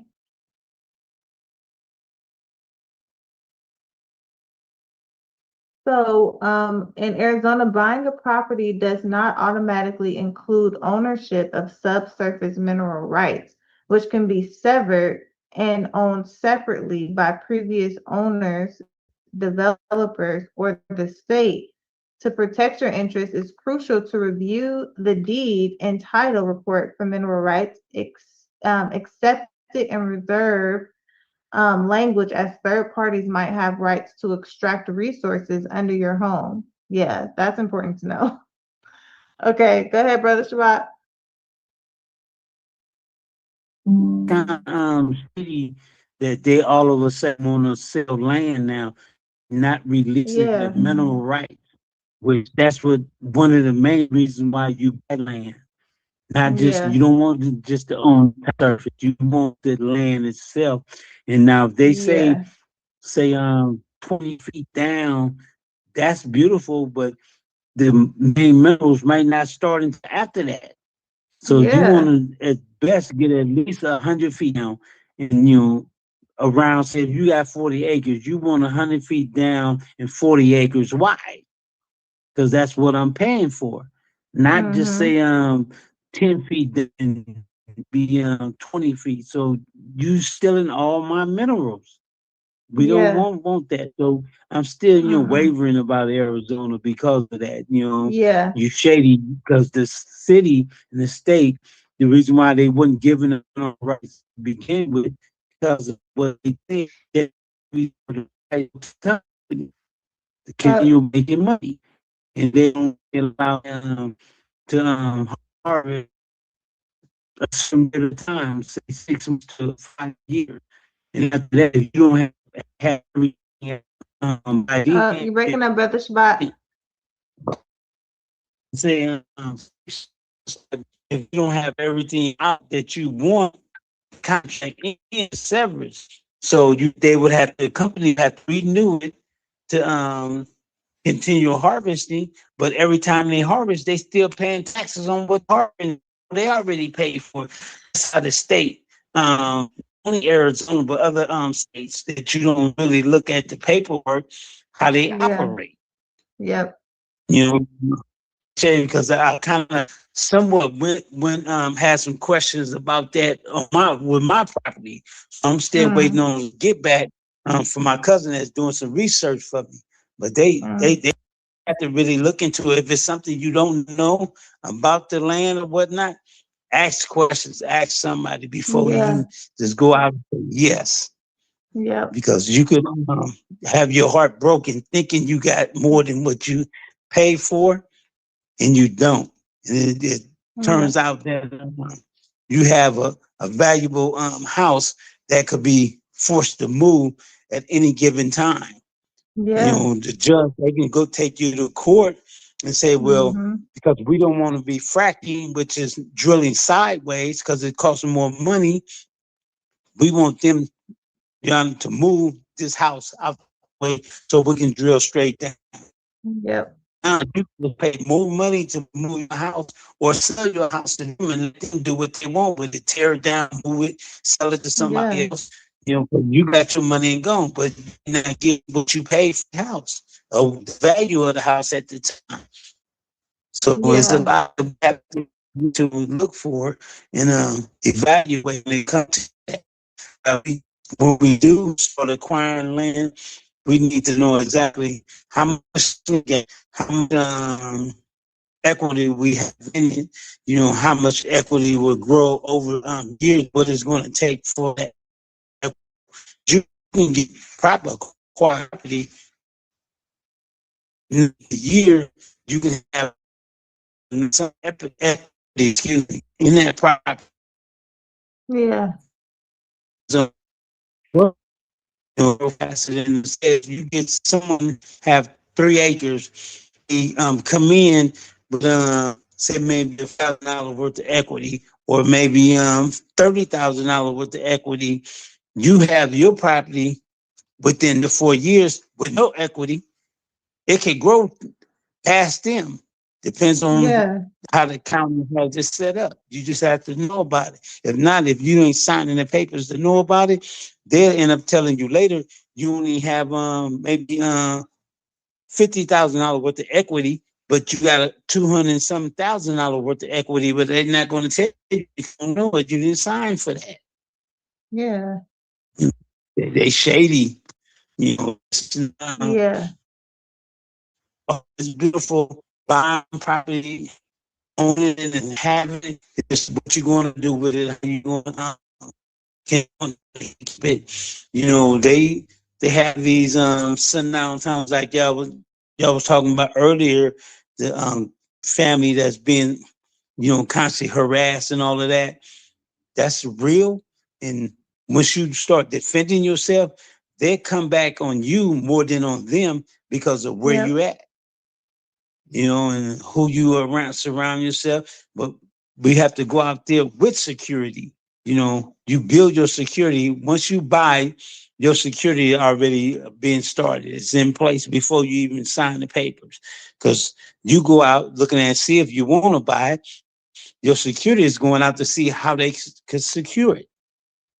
You know, not just mentally and physically. I mean, financially, but physically. Now the finance help that physical part of it. You know, you put a levee around it, you put fence around it, however you want to do it. You know, because you don't necessarily have to pull a gun all the time. You know, because they'll send all kind of animals to out there, set animals on your property to kill all your chickens or whatnot. You know, run them off or kill your dogs. Then you be on their property, say maybe an acre or two away, and shoot your dogs. Them your secure dogs. Every time it wasn't them. You know, it's a lot we have to take in consideration. But I'm gonna stop here and let someone else speak because I'm gonna have to be getting off in a moment anyway. Yes, yeah, we're about to land the ship. That is really great. That's great knowledge to have because one, we would be surprised to know that a lot of these laws were set in place to hinder our community specifically because it don't make any sense that someone can buy some land, but the minerals under their land can be owned by a third party or by the state, etc. That just doesn't make any sense. But this is America, so. we can expect it. But like you said, it's really important to, like you and Sister Francine emphasize, having the experience to research where you're purchasing land. What are the laws?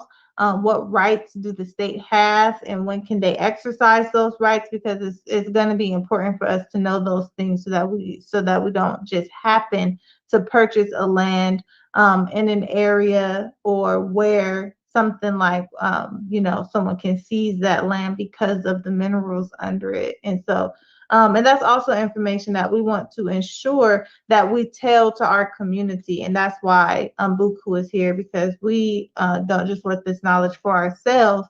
Like Brother Shabbat and Sister Francine shared that with us. We want to share it with other people in our community who are looking to purchase land, looking to purchase land in different places in this country or outside of this country, of the importance of knowing the laws of where you're purchasing the land at. Because that's very, very, very important to not get tripped up. And when you're a Black homeowner, they'll specifically and purposefully, dig through the law to pull something up to hinder your progress. And so we always want to be mindful of that. So good teaching. Thank you, Brother Shabbat. That's just excellent. We're very excited about learning these things, because we're actually going to do this. We actually want to purchase some land. We actually want to work together. Brother Shabbat already has some land. So this is not just a dream. This is definitely a reality.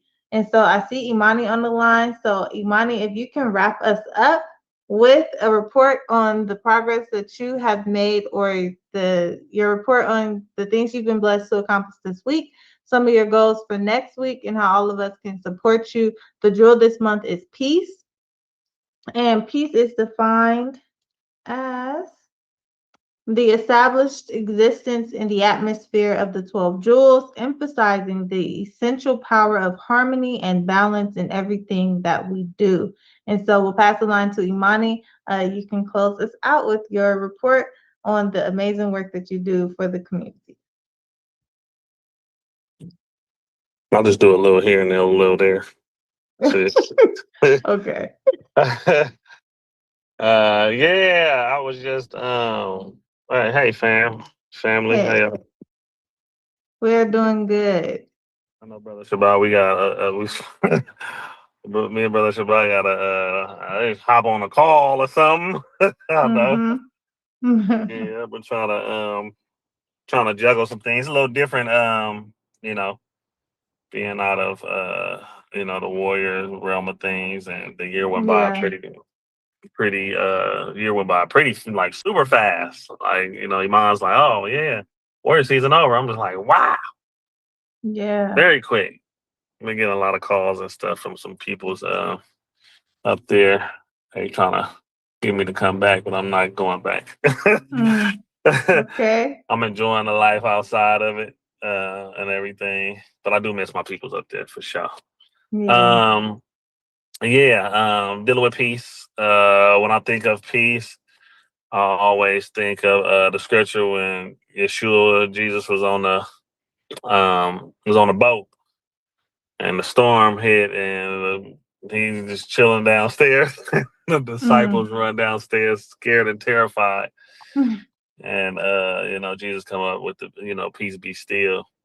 And the learning through that is the fact of chaos. And I always tell my brothers and sisters, man, that the power of God and the power that we hold, that we could change the whole environment. It could be something just as just the way the world. I mean, the world is full of chaos, right? You don't have to. That's why getting up and getting with God first is so important. And devotion is so important, because you're going out into the world. You need to put your armor on because of all the chaos, right? So instead of being hit by fiery darts because you didn't put your breastplate on, or you didn't put your shin guards on, because the darts is coming. It don't take much at all. I see the whole world as, as far as, sin goes, just, you don't have to do much. It's like a pool of water. And, You can drown in it if you're not treading, but at least if you're trying, you tread in water. Yeah. Holding our head above the water so we don't drown in it. You know what I'm saying? So it's there. Yeah. Even with the new spirit that we gain, the new man, the old man is always there. I think all of us can attest to it. The old man be ready to rile up. And the peace in it again is just a lot of chaos and just being able just to be cool in it all. Just knowing what we facing. Instead of ignoring it like it's not there, which could cause you great harm along the way. To just ignore it and say it doesn't exist, and just be completely connected from reality is the enemy's plan to really corrupt and take over. Because it's like, oh yeah, I like the ones who don't think it exists. They don't prepare at all for the hit, So yeah, just the peace, man. Like peace could have stopped that brother from killing his wife and all his kids. You know what I'm saying? So that's just what we dealing with in the world. There's just some people who just don't have peace. And just asking God to keep us protected as we walk through here, through here and through there. Have a conversation with a brother talking about, man, I ain't held a gun in 15 years. 15, 20 years, just like, oh, well, if it's going to happen, it's going to happen, but I'm not going to live by it. Because you live by it, you die by it. So, yeah, man, that's true peace.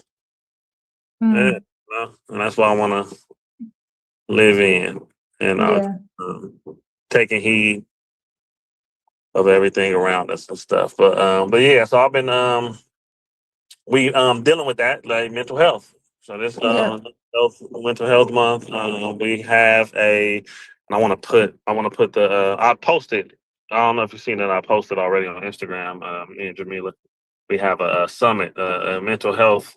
Oh yeah, I did see that. They're coming up. Yeah, so the young kids. So I'm making some shirts about young mental health. It matters. Parents' mental health matters because along with the kids and the youth come the guardians, not necessarily the parents, but the guardians parenting. You're parenting these young teens out here that's going through a lot of stuff that we never went through at that age. They have so much stuff, so much screen time that's driving the brain crazy. And it's just different. It's different. It's it's hard to judge. It's hard not to judge when you see our brothers walking down the street with hoods and masks on. Yeah. Like, get them off your face, man. Just every day. Like we are, y'all. Y'all are my heroes and heroines because we deal in a community every day. It's not just we don't ignore the things that we see right in our face. I was at the gas station nighttime. I was in the van. I'm going to get gas.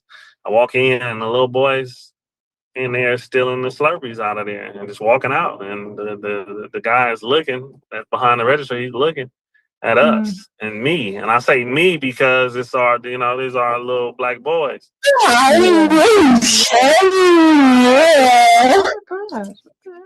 Somebody in our group need to be kicked out. Nice tonight. I'm feeling good. What about yourself? The piece. Like that? Okay. Piece in the piece right there in the chaos. Yeah. Devil trying to get us riled up. I apologize for that for our young women. It was very much out of pocket. Need to start maybe doing a password. People coming in here. Yeah, we're gonna do that for sure. That's ridiculous. Lock it down. Well, because we never have to deal with that, but now we know. Yep. So we updating. Yeah. So the little boys was, they stole the stuff, man. And I just felt compelled. The spirit was just like, man, because this where it started. We can't I can't be scared in the streets telling our youngsters what not to do. You know what I'm saying? I had a gun put on me, evangelizing, talking about Jesus, dude. So he had a strap. I said, bro, I'm not scared. I'm not scared to die out here. So yeah, I went to the boys. I said, hey man, how many of y'all stole something out of there? Took the slushies and walked out, And they was a little spooked. I had my little Oakland hoodie on. So they was a little spooked, spooked and stuff. But I was like, man, because I want to pay for everything that y'all just took.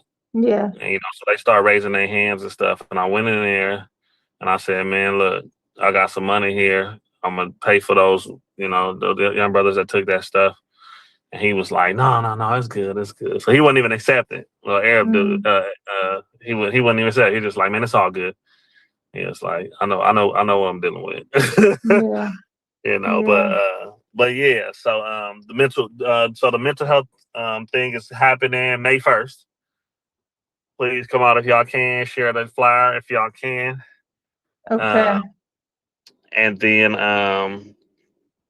somebody just called me about some security. Actually, okay. Ago.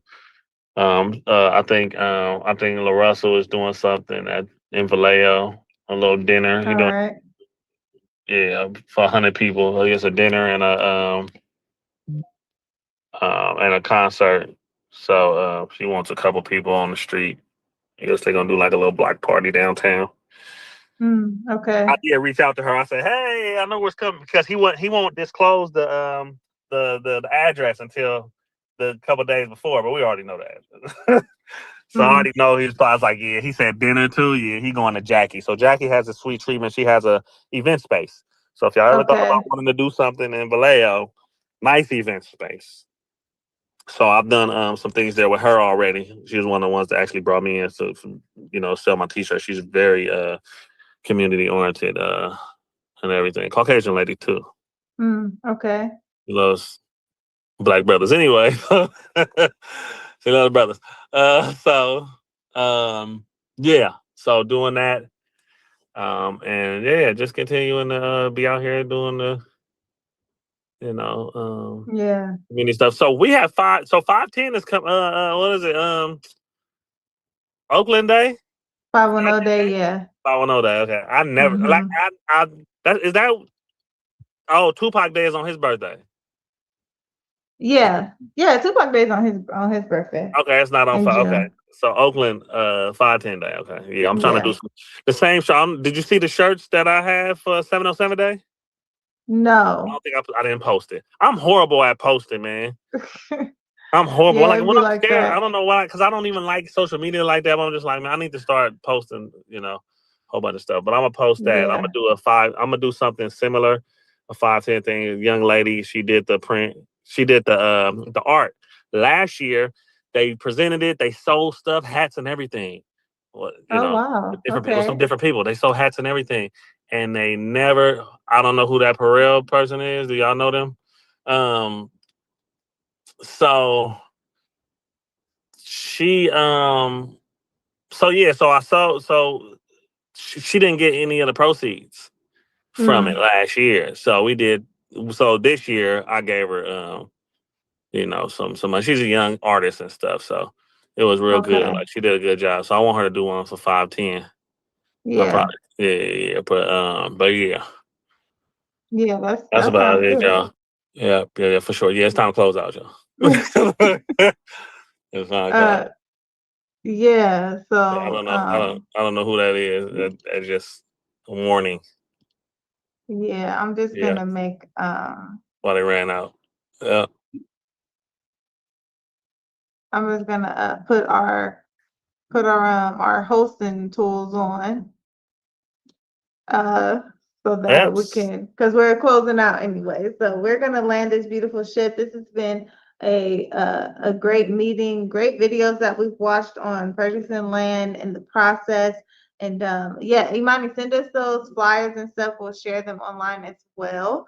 Because that's really great. And yeah, mental health is like a huge thing. That brother that killed his 8 children in Louisiana, he posted some very concerning posts online about the mother of his children, about life, about having dark thoughts.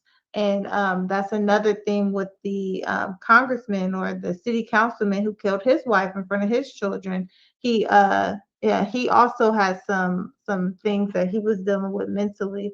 And so this mental health is really affecting people all over the world, and it's causing some really sad things to occur. So focusing on mental health, like Watchmen Grow is doing, like 144,000 is doing, we definitely support.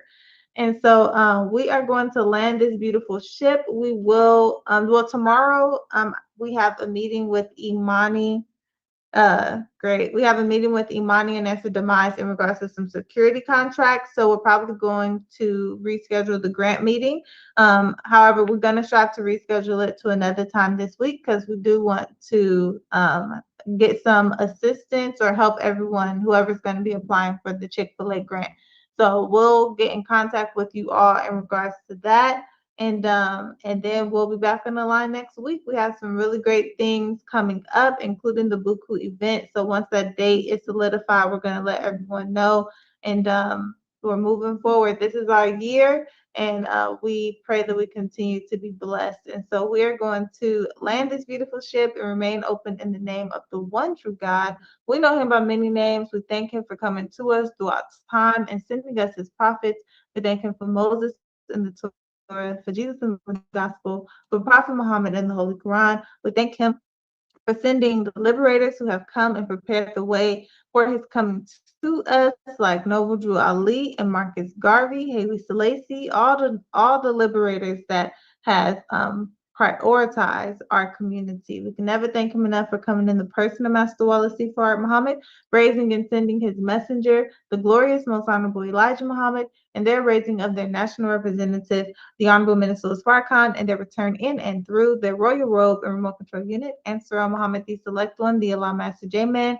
And we are thankful for this program of BUCU and for all of our amazing members and the work that you do and the impact that you have on our community. We are forever thankful. And with that, we'll say, Sajadallahu, Assalamu alaikum, Ashe, peace, black love, black unity, all of the greetings of all of the communities, and we'll see you all next week.